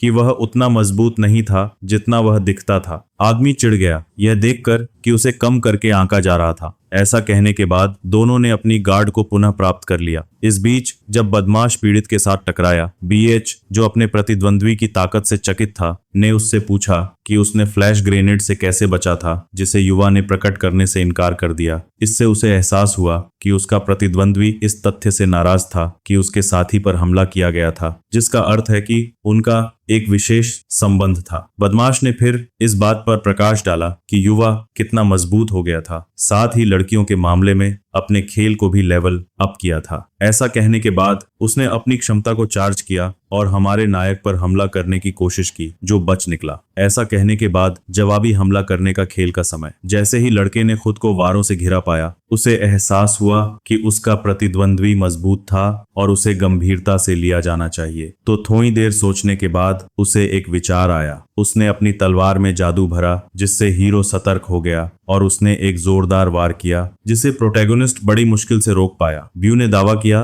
कि प्रोटैगोनिस्ट उसके दूसरे नौकर की तरह ही था जिसे थोड़ी सी ताकत मिलते ही वह हंगामा करने लगता था। उसने हीरो को पेट में लात मारी जिससे वह दूर हो गया। दोनों फिर से भिड़ गए और गुंडे ने समझाया कि वह हीरो को सम्मान के बारे में लेक्चर देने वाला था और इसीलिए उसने एक के बाद एक वार किए। प्रोटैगनिस्ट से पूछा कि उसने अपनी स्किल से बचने के लिए कौन सी विधि का इस्तेमाल किया। यह सब कहने के बाद हमारे हीरो ने सब कुछ बताने का फैसला किया और जब से बाहर निकल गया, जिससे उसके विरोधी को झटका लगा। चामुयुग ने समझाया कि उसकी श्रेष्ठ रैंक के कारण ही वह फ्लैश ग्रेनेड से बच पाया था, जिससे गुंडे को एहसास हुआ कि उसका विरोधी अब रैंक 6 का है, जिसे वह स्वीकार नहीं कर सका। वह एक रहस्यमयी भावना से भी भर गया था, जिससे उसे लगा कि पंजे के हर वार से उसकी मौत हो सकती है। तभी हमारे हीरो ने वार किया, जिससे उसका विरोधी खून बहाने लगा और वह आश्चर्यचकित रह गया कि वह अपनी मजबूती वाली स्किल के बावजूद उसे चोट पहुंचाने में कामयाब रहा। ब्यूच हैरान रह गया, लेकिन उसने लड़ाई पर ध्यान केंद्रित करने का फैसला किया, क्योंकि अगला वार घातक हो सकता था। इसलिए उसने अपनी एक्सक्लूसिव स्किल का उपयोग करने का फैसला किया, जिससे वह थोड़े समय के लिए अपने दुश्मन के स्टेट पॉइंट्स को सील कर सके।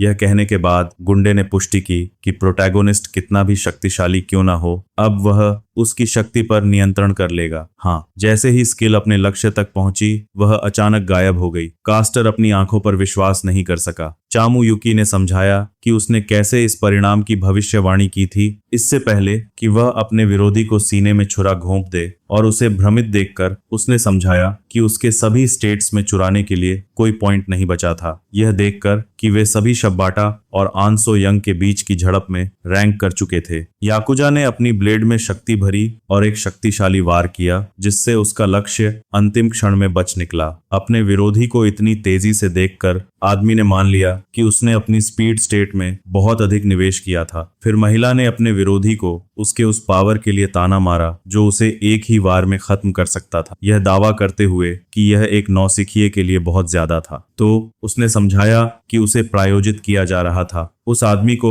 जिसने उसे अपनी पृथ्वी पर कहा था, यह दावा करते हुए कि वह अपनी ब्लेड की महारत से सब कुछ बना रहा था। महिला को अब एहसास हुआ कि यह एक अटैक स्किल थी और इसीलिए उसके विरोधी के होंठों पर एक मुस्कान आ गई और उसने खुद की एक कॉपी बनाई, जिससे वह हैरान रह गई। याकुजा निश्चित था कि वह इस हमले से नहीं बच पाएगी। जैसे ही दोनों कॉपी एक साथ उस पर चार्ज हुए, लड़की को एहसास हुआ कि वह एक मुश्किल स्थिति में है, क्योंकि उसने पहले ब्लेड से बचने की कोशिश की लेकिन दूसरे से टकरा गई। आदमी को उसके कंधे पर चोट लगने के बाद मुस्कुराने लगा। शब्बाटा ने कहा कि यह उसकी स्किल थी, एक हत्यारे की कला जो तेज विरोधियों के खिलाफ काफी प्रभावी थी। उसने फिर समझाया कि गति महत्वपूर्ण थी लेकिन अजय नहीं। याकुजा ने फिर समझाया कि वह उसे मार देगा, उसके बाद उसके पार्टनर को भी, ताकि नंबर 1 बन सके। सोयंग ने पीछे मुड़कर देखा और अपने पार्टनर को अपनी पूरी ताकत से लड़ते हुए देखा, इसलिए उसने अपने दांत भींच लिए और अपने विरोधी से बड़ा होने के लिए कहा, यह दावा करते हुए कि वह सिर्फ इसलिए विजेता नहीं था क्योंकि वह उस पर एक वार करने में कामयाब रहा था और उसने वादा किया था कि वह उसका सम्मान करेगा। इस अचानक दृढ़ संकल्प ने आदमी को भ्रमित कर दिया, जिसे उसकी बहादुरी की प्रशंसा करने के अलावा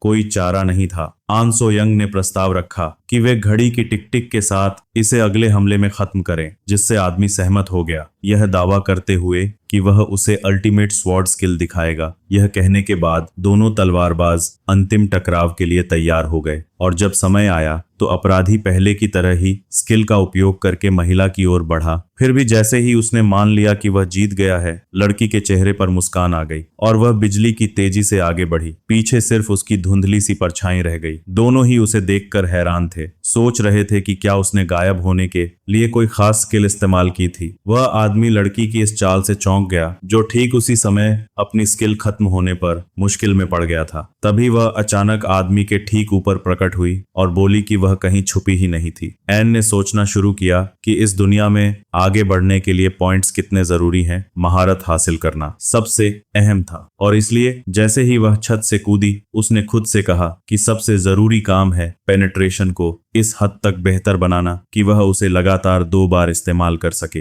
तभी उस आदमी ने उसे ऊपर से आते देखा तो उसने बचाव की मुद्रा अपनाने की कोशिश की, लेकिन बहुत देर हो चुकी थी। दोनों अब खून से लथपथ थे और आदमी ने कहा कि उसका मूव बेकार था, लेकिन अंत में वह मरा हुआ पड़ा था और वह जीत गई थी। तभी लड़की को अपने साथी की याद आई और उसने खुद को उसे बचाने के लिए प्रेरित किया, लेकिन वह हैरान रह गई क्योंकि उसकी लड़ाई भी जीत में खत्म हुई थी। अपनी ओर देखते हुए हीरो के चेहरे पर एक प्यारी सी मुस्कान आई और उसने उसे जीतने पर सराहा, हैरान रह गई। लड़की खुशी के आंसू रोने लगी, इस बात से दुखी कि वह अब अकेली नहीं रहेगी। इस नरक जैसी जगह में उसे कोई खास इंसान मिला था, कोई ऐसा जिसे वह जानती तक नहीं थी, कोई ऐसा जो पहले उसके जैसा ही था। लेकिन अभी खेल खत्म नहीं हुआ था, क्योंकि दादा के छल्ले चमकने लगे थे। इसी बीच एनो योंग पहली बार असली खुशी महसूस कर रही थी। दोनों विजेता एक दूसरे की ओर दौड़े। एनो सो योंग यह देखकर हैरान रह गई कि उसे नरक के बीच में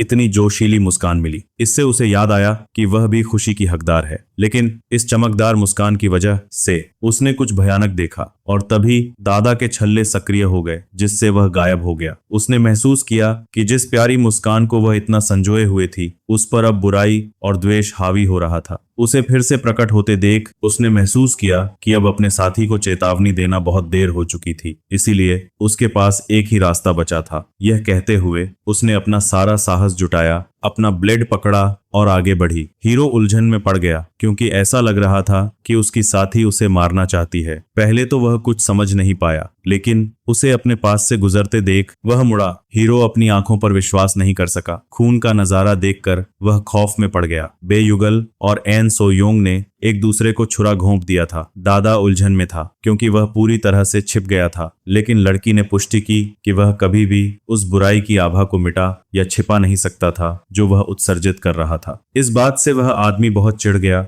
और उसने आखिरी वार करने की कोशिश की। तभी उसे नायक के पंजों ने चेहरे पर छुरा घोंप दिया। बेओ का अंत आखिरकार और सचमुच हो गया था, लेकिन दुर्भाग्य से महान योद्धा भी जमीन पर गिर पड़ी, अपने साथी को अपने हाथों में पकड़े हुए। उसे बहुत खून बहता देख चामुयू ने हताशा में अपनी दवा का सहारा लेने का फैसला किया, केवल लेडी द्वारा रोके जाने पर, जिसने पुष्टि की कि उसे बचाया नहीं जा सकता था। और चूंकि उसकी मौत निश्चित थी, उसने उसे थोड़ी देर और उसके साथ रहने के लिए कहा। नायक आंसुओं में टूट पड़ा, यह दावा करते हुए कि अगर उसने अपने प्रतिद्वंद्वी को ठीक से नहीं मारा होता तो ऐसा कभी नहीं होता। लेकिन यह तथ्य कि दादा वापस उठ खड़ा हुआ, कुछ ऐसा था जिसकी किसी ने उम्मीद नहीं की थी। सुमो ने दावा किया कि वह उसे दोष नहीं देती, क्योंकि उसने उसे एहसान चुकाने दिया। लेकिन रोते हुए हीरो ने पुष्टि की कि चुकाने के लिए कुछ भी नहीं था, और उसने केवल वही किया जो सामान्य था। लेडी ने खुलासा किया कि वह इस बारे में बात नहीं कर रही थी, क्योंकि किसी की जान बचाना कोई असाधारण बात नहीं थी। चामू यू उलझन में पड़ गया, इसलिए उसने समझाया कि उसे दोस्त बनाने में कितनी मुश्किल हुई थी। लेकिन फिर वह इस दुनिया में आई जहां उसे केवल खुद पर भरोसा करना था, इसीलिए वह अपने लिए खुद को कुर्बान करने का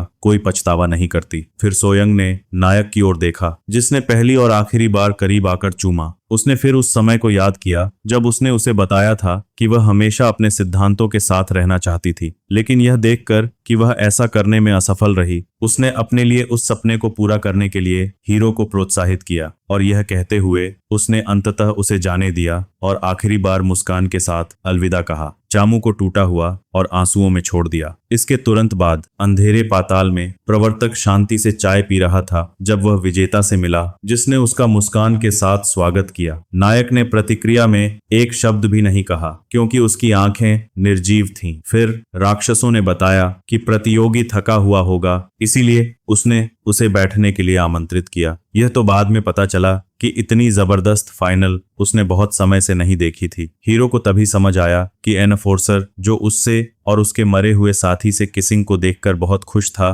पूरी फाइनल देख रहा था। फिर डेमन ने बताना शुरू किया कि उसने पानी डालने वाले हिस्से छोड़ दिए और सीधे 8वें दिन पर आ गया। इस पर प्रोटैगोनिस्ट उठ खड़ा हुआ और अपने पंजे उसके चेहरे के पास ले गया। मुस्कुराने के बावजूद डेमन की आंखों में गुस्सा साफ दिख रहा था। चियाओ ने गुस्से में उसे चुप रहने को कहा, क्योंकि वे उसके मनोरंजन के लिए नहीं थे। उसने हीरो से पूछा कि क्या उसने कोई घड़ी ली है, खासकर उसके मरे हुए साथी की, पर वह जवाब नहीं दे सका। एनाफोर्सर को पता था कि उसने प्रोटैगोनिस्ट को नाराज कर दिया है, जो उसके अनुसार चाहे कितना भी सामान इकट्ठा करे और कितना भी सख्त बनने की कोशिश करे, फिर भी विश्वसनीय नहीं लगता था। उसने यह बात एक बुरी मुस्कान के साथ कही। जिस जीव ने उस युवक पर शो के उन दुखद हीरो की तरह अभिनय करने का आरोप लगाया था, वह उसके मरे हुए साथी का सामान लेने के लिए पछताने वाला था। हमारे हीरो को आरोप से इनकार करना पसंद नहीं आया। फिर भी उसने दावा किया कि डेमन द्वारा बनाई गई प्रणाली के कारण, जो उन्हें लाशों को लूटने की अनुमति देती थी, उसके लिए मरे हुए का एक टुकड़ा साथ ले जाना ही एकमात्र रास्ता था। प्रोटैगोनिस्ट ने फिर डेमन से कहा कि वह इंसानों के बारे में ऐसा न दिखावा करे, यह देखते हुए कि उसने उन्हें नियमों की कोई स्पष्ट व्याख्या दिए बिना किनारे तक धकेल दिया था, यह दावा करते हुए कि इससे डेमन भी अविश्वसनीय लग रहा था। इसके साथ ही वह जीव चला गया क्योंकि वह इंसान की दलील का खंडन नहीं कर सका। एनफोर्सर ने युवक को उसकी ढिठाई के लिए माफ करने का फैसला किया क्योंकि वह मानसिक रूप से थका हुआ होने के बावजूद बहस करने में कामयाब रहा था, पर यहाँ उसने कोई जवाब नहीं दिया। यह सब कहने के बाद डेमन ने विजेता को उसका ग्रैंड प्राइज देने का फैसला किया। उसकी निशानी को छूकर अचानक एक संदूक के प्रकट होने से हीरो हैरान रह गया, तो कैरोल ने कहा कि वह उसे समझाने में समय लेगा, रैंकिंग से शुरुआत करेगा। यह सब कहने के बाद उसने उंगली चटका दी। डेमन ने समझाया कि राउंड 13 में अन्य राउंड की तुलना में अधिक राक्षस मारे गए थे, जिसकी उसे उम्मीद नहीं थी। यह सब कहने के बाद उसने हीरो की घड़ी को छुआ, उसे देखने के लिए कहा। इससे वह युवक हैरान रह गया क्योंकि उसके पास 12 शून्य से अधिक किल थे, जिसने उसे पहला स्थान दिलाया था। डेमन ने पुष्टि की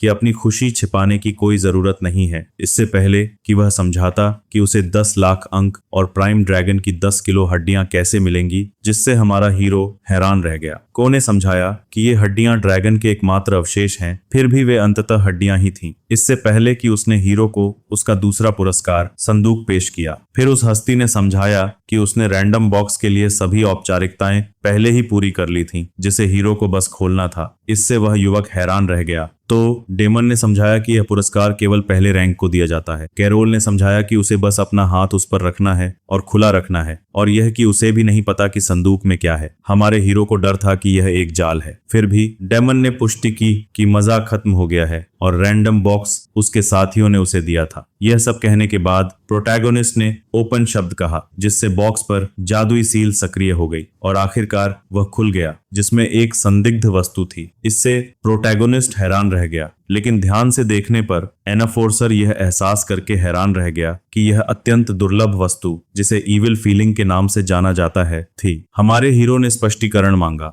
लेकिन डेमन अपने साथियों को समझने में बहुत व्यस्त था, जिन्होंने ऐसी वस्तु साधारण इंसानों को दी थी। जबकि वह निर्देशों के लिए पूछ रहा था, कुरो ने युवक को अपने हाथ ऊपर उठाने और दुनिया को जगाने की मांग करने का निर्देश दिया, जबकि वह अभी भी भ्रमित था। हीरो को इन निर्देशों की उपयोगिता समझ नहीं आई। वह बस वही करना चाहता था जो वह कह रहा था। एनाफोर्सर के अनुसार यह एक ऐसी वस्तु है जिसकी अपनी इच्छा होती है, जिसे डेमन अपनी आत्माओं को बदलने के लिए अवशोषित करते हैं, लेकिन इंसानों के हाथों में यह केवल डेमन की इच्छा को जगाएगी। भ्रमित प्रोटैगोनिस्ट ने पूछा कि जागृति पर क्या होगा, तो डेमन ने समझाया कि अपने निर्देशों को लागू करने पर उसे पता चल जाएगा। सोच विचार के बाद हीरो ने इच्छा को जगाने की कोशिश की, लेकिन यह देखकर हैरान रह गया कि कुछ भी नहीं हो रहा था। राक्षस ने उसे जारी रखने के लिए कहा और इसलिए उसने बुराई की भावना को जगाने की कोशिश जारी रखी। संगमरमर फिर प्रतिक्रिया करने लगा। कुछ देर बाद नायक को अपने हाथों में कुछ धुंधला महसूस होने लगा। एक प्यारा सा जीव दिखाई दिया। हमारा हीरो उलझन में रह गया जबकि उसके पास आया। राक्षस अपनी भावनाओं के आकार से हैरान था। अचानक प्रकट हुए जीव ने नायक को चौंकाते हुए समझाया कि यह पहली बार था जब उसने बुराई की भावना को जागृत होते देखा था, क्योंकि इसे सामान्य रूप से अवशोषित कर लिया जाता था। चामू ह्यूक राक्षस को उसे कीमती वस्तु चुराने की कोशिश न करते देखकर हैरान था, इसलिए उसने समझाया कि उसे विजेता के पुरस्कार को छूने की अनुमति नहीं थी। कैरो ने समझाया कि जिसे उसे नाम देना था वह नायक की इच्छा का पालन करेगा और उसे उसके छिपे हुए उद्देश्यों को खोजना होगा जिन्हें वह भी नहीं जानता था। पुरस्कार समारोह समाप्त होने के साथ प्रवर्तक ने विजेता को बाहर निकलने का आदेश दिया। जब पूछा गया कि क्या जीव का नामकरण अनिवार्य था, तो नाराज राक्षस ने समझाया कि इससे आध्यात्मिक और भौतिक दुनिया को जोड़ने में मदद मिलेगी। कुछ देर सोचने के बाद चियायुक ने अपने नए दोस्त फ्लफी के साथ जाने का फैसला किया, जो नाम की वजह से राक्षस को अजीब लगा। तभी वह बीच रास्ते में रुक गया और कुछ और मांगने का फैसला किया। को पहले से ही पता था कि युवा क्या मांगने वाला था। राक्षस को एहसास हुआ कि नायक अपने मृत साथी का शरीर लेना चाहता था। उसकी दुखद मृत आंखें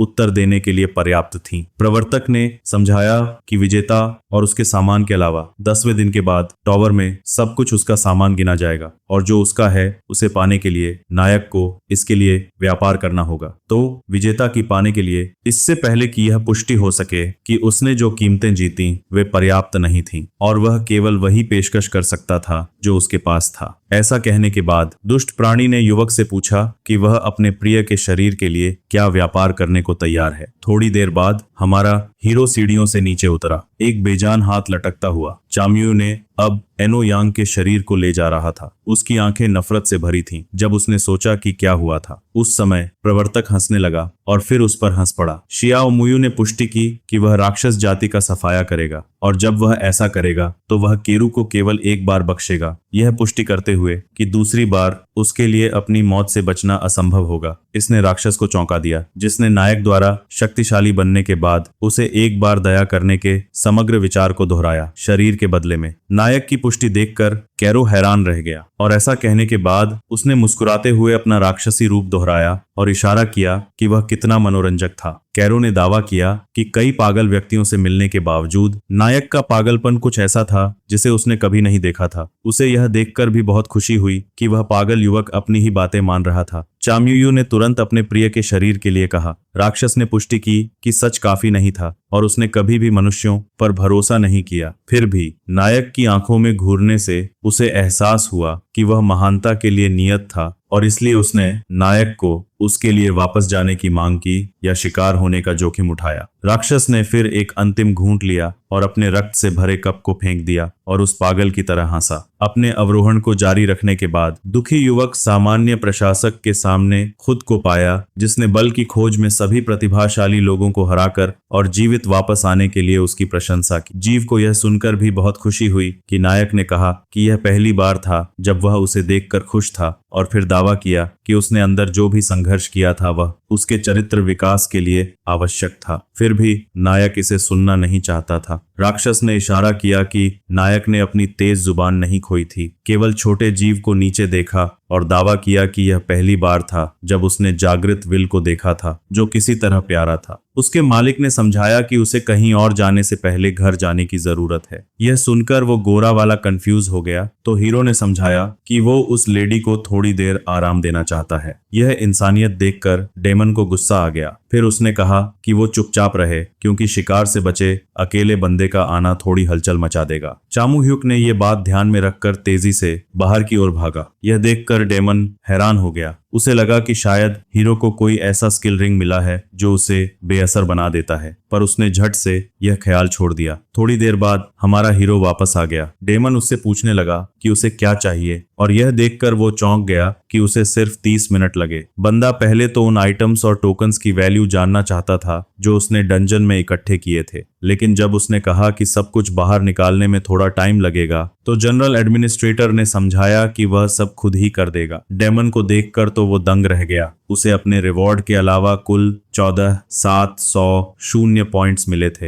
हीरो जब हैरान था तो डेमन ने कहा कि वह भी बहुत खुश है क्योंकि उसने पहली बार इतनी दौलत कमाई थी। बंदा समझ गया कि अभी सेलिब्रेट करने का टाइम नहीं है। उसने 10 स्किल रिंग्स के बारे में पूछा। डेमन ने उन्हें देखने का फैसला किया। विंडो पैनल को देखकर वह बंदा हैरान रह गया। अब उसके पास 10 अलग अलग बेसिक स्किल्स थे जिनमें फायर, इम्यूनिटी और इमोशनल मैनिपुलेशन शामिल थे, लेकिन असली खजाना 1 टाइम यूज वाले स्किल्स थे जैसे वेपन चैटर और टेलीपोर्टेशन, जिन्हें नए लोग भी इस्तेमाल कर सकते थे। इसलिए उसने फैसला किया कि वह इन दोनों स्किल्स को इक्विप करेगा और बाकी 8 को सीखेगा, साथ ही सभी उपलब्ध रेजिस्टेंस स्किल्स को भी खरीद लेगा। डेमन को यह देखकर अच्छा लगा कि बंदा आखिरकार अपने पॉइंट्स समझदारी से खर्च कर रहा था। यह सब होने के बाद वो 10 स्किल्स उस बंदे के हथियारों का हिस्सा बन गए। फिर उस जीव ने खरीदे हुए स्किल्स पर ध्यान देने का फैसला किया। यह सब होने के बाद हमारे हीरो को कई रेजिस्टेंस मिले। डेमन ने समझाया कि कैसे कई नए लोग बेवकूफी से अटैक स्किल्स खरीदते हैं जबकि उन्हें रेजिस्टेंस पर ध्यान देना चाहिए जो थोड़े महंगे होते हैं। सब कुछ ठीक होने के बाद बंदे ने सबसे जरूरी काम करने का फैसला किया, अपने मास्टर की बात मानने का फैसला किया और फिर चामू युग ने ड्रैगन की हड्डियों को अपने शरीर में जोड़ने के लिए कहा। यह सुनकर डेमन चौंक गया। उसने हीरो से पूछा कि क्या उसे अपनी बात का मतलब समझ आ रहा है। फिर भी बंदे ने इंसानी हड्डियों को ड्रैगन की हड्डियों से बदलने की अपनी इच्छा की पुष्टि की। जीव ने समझाया कि इन हड्डियों को हथियार के रूप में इस्तेमाल करना मुश्किल होगा और वोल्वरिन के पंजों को बढ़ाने के लिए बेकार होंगी। यह भी कहा कि अगर वह प्रक्रिया में जीवित रहता है तो उसे वह ताकत मिल सकती है जो वह चाहता है। एडमिनिस्ट्रेटर ने बताया कि उसने कभी इतनी ऊंची कीमत वाली हड्डियां नहीं लगाई थीं और हीरो से पूछा कि क्या वह अपने फैसले के बारे में निश्चित है। यह देखते हुए कि कि उसके मरने की संभावना कितनी ज्यादा थी। फिर भी बंदे ने कहा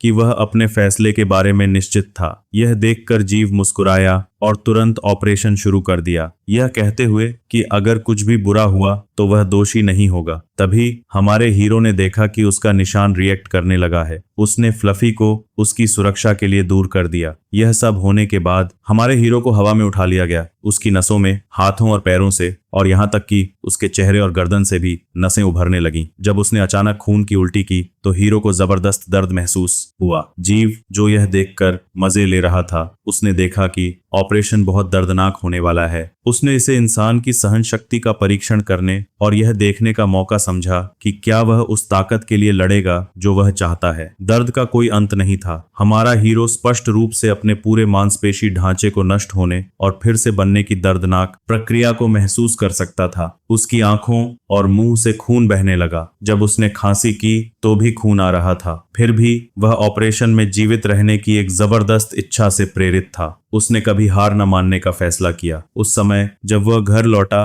तो बंदे ने अपने मास्टर से कहा कि वह जितनी जल्दी हो सके वापस आने की कोशिश करेगा। तो बूढ़े आदमी ने पुष्टि की कि उसे माफी मांगने के बजाय धन्यवाद स्वीकार करना चाहिए। गुरु ने बताया कि कैसे दुखद भाग्य से मिली लड़की नायक के लिए खास बन गई होगी। हमारे नायक ने खुलासा किया कि वह उसकी सफलता का कारण थी और वह अपने पुरस्कारों से निपटने के बाद उसके शरीर को दफनाना चाहता था। गुरु ने समझाया कि कैसे उसका छात्र उसकी दया से शापित और धन्य हुआ था, इससे पहले कि वह उससे परिणामों के बारे में पूछे। सबसे पहले युवा को समझाने में बहुत मुश्किल हुई, लेकिन ऐसा करने के बाद उसका गुरु हैरान रह गया, जिसने इस स्तर की सफलता की उम्मीद नहीं की थी। फिर भी विनम्र ने पुष्टि की कि उसने मदद की थी। हैंडीकैप ने बताया कि ड्रैगन की हड्डियां अभी भी युवा के लिए पैंतरेबाजी के लिए बहुत मजबूत थीं और इस छोटे से गांव में बेचना मुश्किल होगा। इसे प्रशासक को बेचने से उसे अच्छी कीमत मिलने में मुश्किल होगी। यह वस्तु इतनी कीमती थी कि बड़े शहर में भी एक उचित खरीदार ढूंढना मुश्किल होगा। अपने गुरु को अचानक रुकते देखकर युवा जिज्ञासु रह गया। आदमी ने अपने शिष्य से पूछा कि क्या वह वास्तव में जल्दी शक्तिशाली बनना चाहता है। हमारे नायक ने पुष्टि की, यह दावा करते हुए कि यह उसकी कमजोरी थी जिसके कारण उसके साथी की मृत्यु हुई। उसकी आंखों में झलक देखने के बाद आदमी ने उसे बताया कि वह अब ऐसा करने का तरीका जानता है, भले ही यह बहुत जोखिम भरा हो। यह दावा करते हुए कि यह एक ऐसे व्यक्ति द्वारा इस्तेमाल किया गया तरीका था जो प्रशासक के टॉवर में बसने से भी पहले आया था, और अपने संदेह के बावजूद उसने अपने छात्र को बताने का फैसला किया। आदमी ने पुष्टि की कि वह इस विधि को स्वीकार करने या अस्वीकार करने के लिए स्वतंत्र था, जहां उसे मृत्यु के लिए खुद को तैयार करना चाहिए। युवा मुड़ा और अपने दिवंगत साथी को देखा। हमारे नायक ने मेज पर मुक्का मारा, यह पुष्टि करते हुए कि वह विधि के बारे में जानना चाहता था, क्योंकि वह शक्ति के लिए किसी भी चीज के लिए तैयार था। शिक्षक ने अपने शिष्य से ऐसा जवाब अपेक्षित किया था और इसलिए उसने उसे सब कुछ बता दिया। वर्तमान में वापस प्रशासक ने पुष्टि की कि नायक एक बेवकूफ था, जिसने इस असंभव ऑपरेशन के संबंध में उसकी चेतावनी को गंभीरता से नहीं लिया, और जैसे ही उसने दावा किया कि एक रैंक 6 ड्रैगन की हड्डियों से बचने के लिए बहुत कमजोर था, विंडो पैनल अचानक पॉपअप हो गया और उसे पूरी तरह से सदमे में छोड़ दिया। चूंकि सभी प्रतिरोध और वसूली कौशल को ग्रेड 6 तक उन्नत किया गया था, दानव ने माना कि यह प्रत्यारोपण का प्रभाव था। चूंकि उसे इस अज्ञात घटना को केवल प्रत्यारोपण के कारण के रूप में समझाया जा सकता है कि युवा को सभी क्षेत्रों में नुकसान पहुंचा रहा था। इससे उसे यह भी एहसास हुआ कि युवा, जो इस इरादे से अवगत था, ने सभी प्रतिरोध कौशल खरीदे थे। इस बीच फ्लफी रोते हुए मौन में देख रहा था। पूरा एक दिन बीत चुका था और परिणाम दानव द्वारा अनुमानित से कहीं अधिक थे, क्योंकि 24 घंटे के बाद सभी प्रतिरोध कौशल ग्रेड 1 तक चढ़ गए थे। लेकिन यह स्किल सिंथेसिस ट्रिगर होने जितना भ्रमित करने वाला नहीं था। इसने हमारे नायक को कई कौशलों को एक नए में फ्यूज करने वाले स्किल कॉम्बिनेशन की सटीकता बढ़ाने के चुनौतीपूर्ण कार्य में सफल होने दिया। सफलता की स्थिति ग्रेड के साथ बढ़ती है और विफलता के मामले में शामिल कौशल के ग्रेड नीचे चले जाएंगे। यह एक कौशल था जिस पर सभी को तैनात करने से पहले बहुत सोचना चाहिए था। फिर भी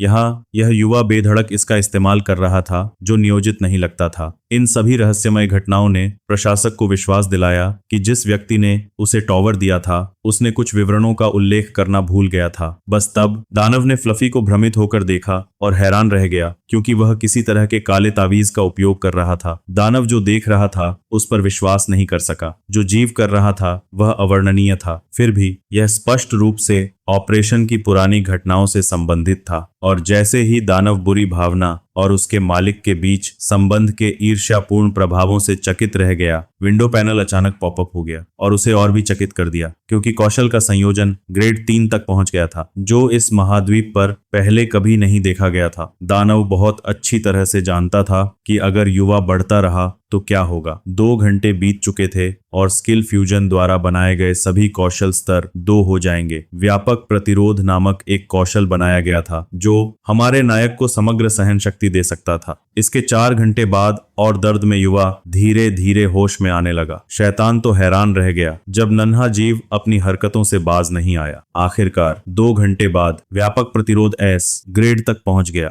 यह सब कहने के बाद नायक के शरीर से एक काली ऊर्जा निकली और वह अंततः जमीन पर आ गिरा। उसके उतरने से उसकी इच्छा शक्ति हिल गई और कमरे में धूल फैल गई। यह सब कहने के बाद ड्रैगन की हड्डियां सफलतापूर्वक हमारे नायक में प्रत्यारोपित कर दी गई थी। यह चामुयू के जीवन में एक नया अध्याय था। जब वह अकेली थी तो प्रशासक ने अपनी पाइप निकाली और उसे जलाया, यह सोचते हुए कि वे घटनाएं कितनी दिलचस्प थीं। झोपड़ी में वापस ऊंची जड़ी बूटियों से लंबी दूरी तय करने के बाद हमारे नायक ने आखिरकार घर पहुंच ही लिया। वह छिपने से संबंधित कौशलों से खुश था जिन्हें उसने खरीदा था क्योंकि उन्होंने उसे ध्यान से बचने दिया था। गुरु, जो बैठे बैठे सो रहा था, ने अचानक अपनी आंखें खोली क्योंकि उसका शिष्य लौट आया था। गुरु यह देखकर खुश था कि दर्दनाक ऑपरेशन का फल मिला और उसके शिष्य को जीवन में एक बेहतर मौका मिला। नायक ने पुष्टि की कि यह स्वाभाविक ही था क्योंकि उसके पास उसके जैसा गुरु था। तभी आदमी ने फ्लफी के बारे में पूछा तो नायक ने समझाया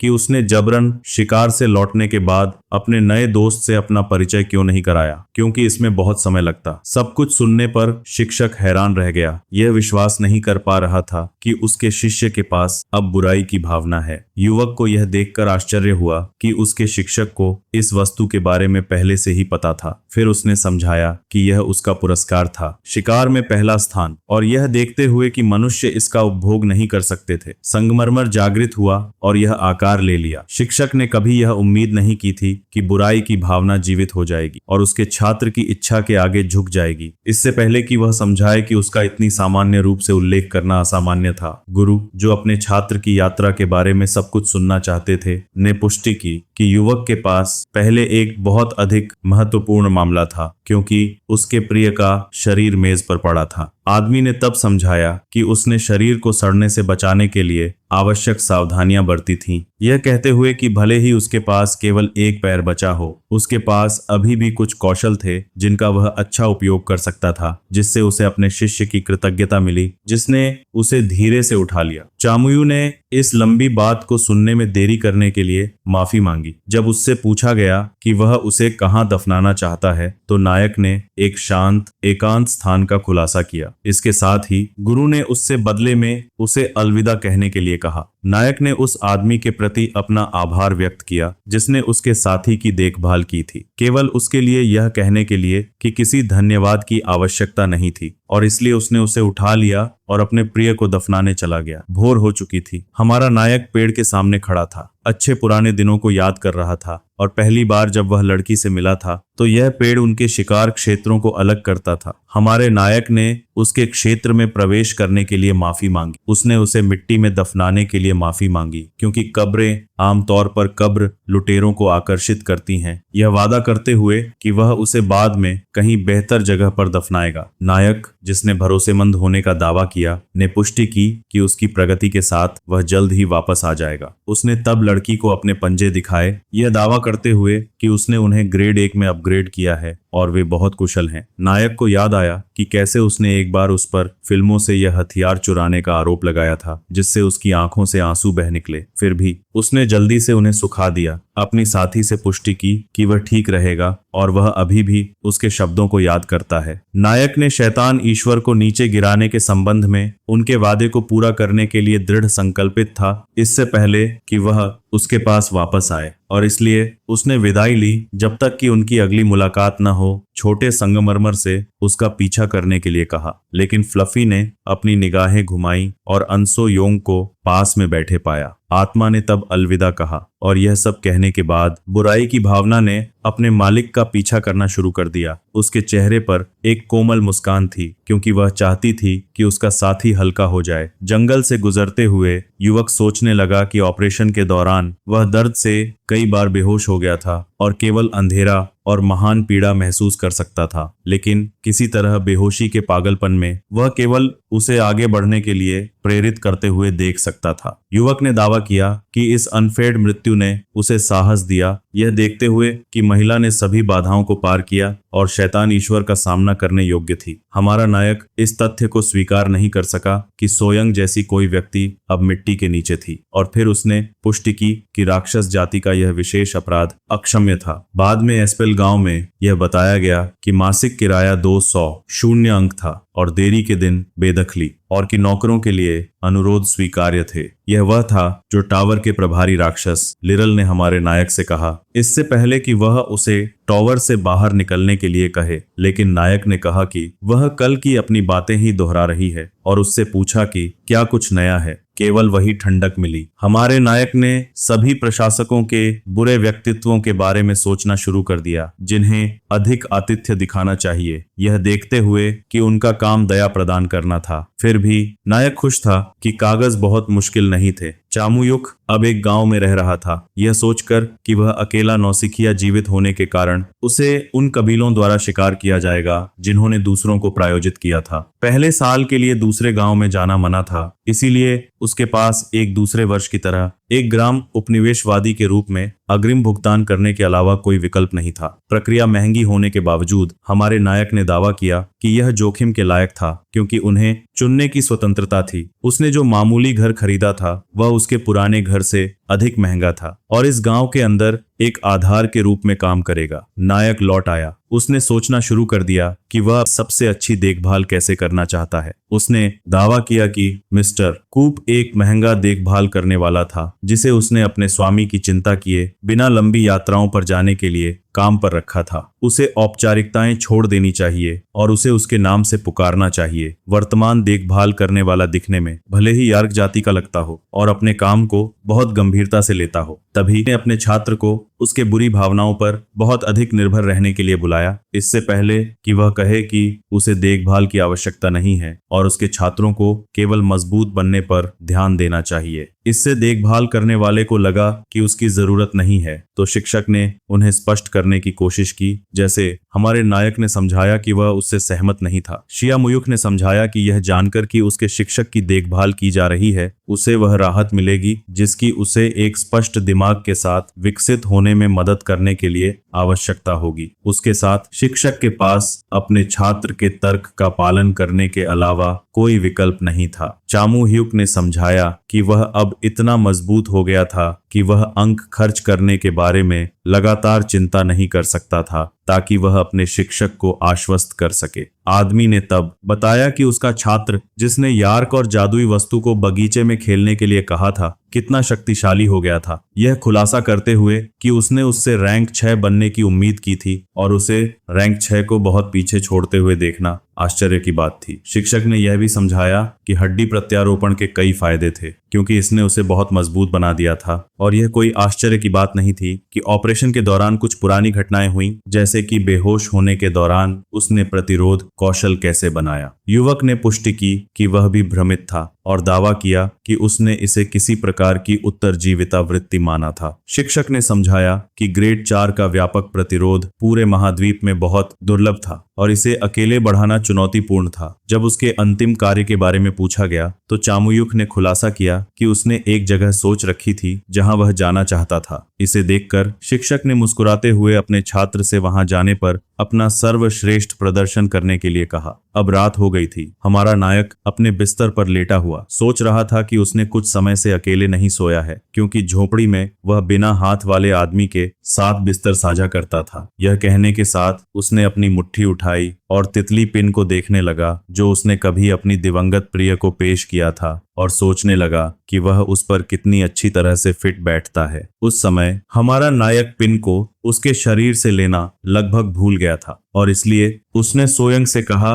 कि वह उससे गुस्सा न हो, क्योंकि वह निश्चित रूप से लौटने पर उसे वापस दे देगा। युवक ने लड़की से किया वादा पूरा करना चाहता था और अंत तक इसे पूरा करने के लिए दृढ़ था। 2 दिन बीत चुके थे। हमारा नायक खुद को सूरज के नीचे चौड़े रेगिस्तान में चलते हुए पाया। वह अपने गंतव्य पर पहुंचने पर रुक गया और अपना हुड उठा लिया। नायक अब टीले के नीचे किले के सामने था। कुछ हिलने डुलने का एहसास होने पर उसने महसूस किया कि फ्लफी गर्मी के बावजूद बाहर आना चाहती है, लेकिन फिर महसूस किया कि इसमें कोई समस्या नहीं होनी चाहिए, यह देखते हुए कि एक प्रथम श्रेणी की वस्तु को रेगिस्तान से बहुत अधिक प्रभावित नहीं होना चाहिए। चामुयुकु ने यह सोचना शुरू कर दिया कि यह प्रभावशाली विशाल रेत का किला अपने इनाम रहित राक्षसों के लिए कुख्यात था। अंक कमाना मुश्किल होगा और इस नक्शे का कोई आसान तरीका नहीं था, जैसा कि इस स्थान के मालिक ने कहा था, जिसे एस्पेल द्वारा अभिशप्त भूमि माना जाता था। फिर भी नायक की उपस्थिति का एक कारण था। उसके हाथ में कुछ बनने लगा और थोड़ी देर ध्यान लगाने के बाद मुख्य उपभोक्ता के पास अब एक तलवार थी। छोटे ढाल बनाने की क्षमता रखने वाले नायक के अनुसार यह तलवार ड्रैगन की हड्डियों से न बनी होने के बावजूद काफी कारगर थी। नायक के अनुसार कंकाल सैनिकों जैसे अधिकांश राक्षसों को तलवारबाज के रूप में वर्गीकृत किया गया था। हालांकि ये सैनिक कमजोर होने के बावजूद अपनी दमदार तलवारबाजी के लिए जाने जाते थे, जिसका मतलब था कि नायक उनसे लड़कर तलवारबाजी सीख सकता था। चियामुयुक ने और अधिक शक्तिशाली बनने का निश्चय किया। उसने अपने दिवंगत साथी से किए वादे को भी नहीं भुलाया। तो दोस्तों, इस सीरीज का फिलहाल यही आखिरी चैप्टर है। जैसे ही नया चैप्टर रिलीज होगा मैं उसे एक्सप्लेन कर दूंगा। तब तक के लिए मिलते हैं अगली वीडियो में। तब तक के लिए सयोनारा।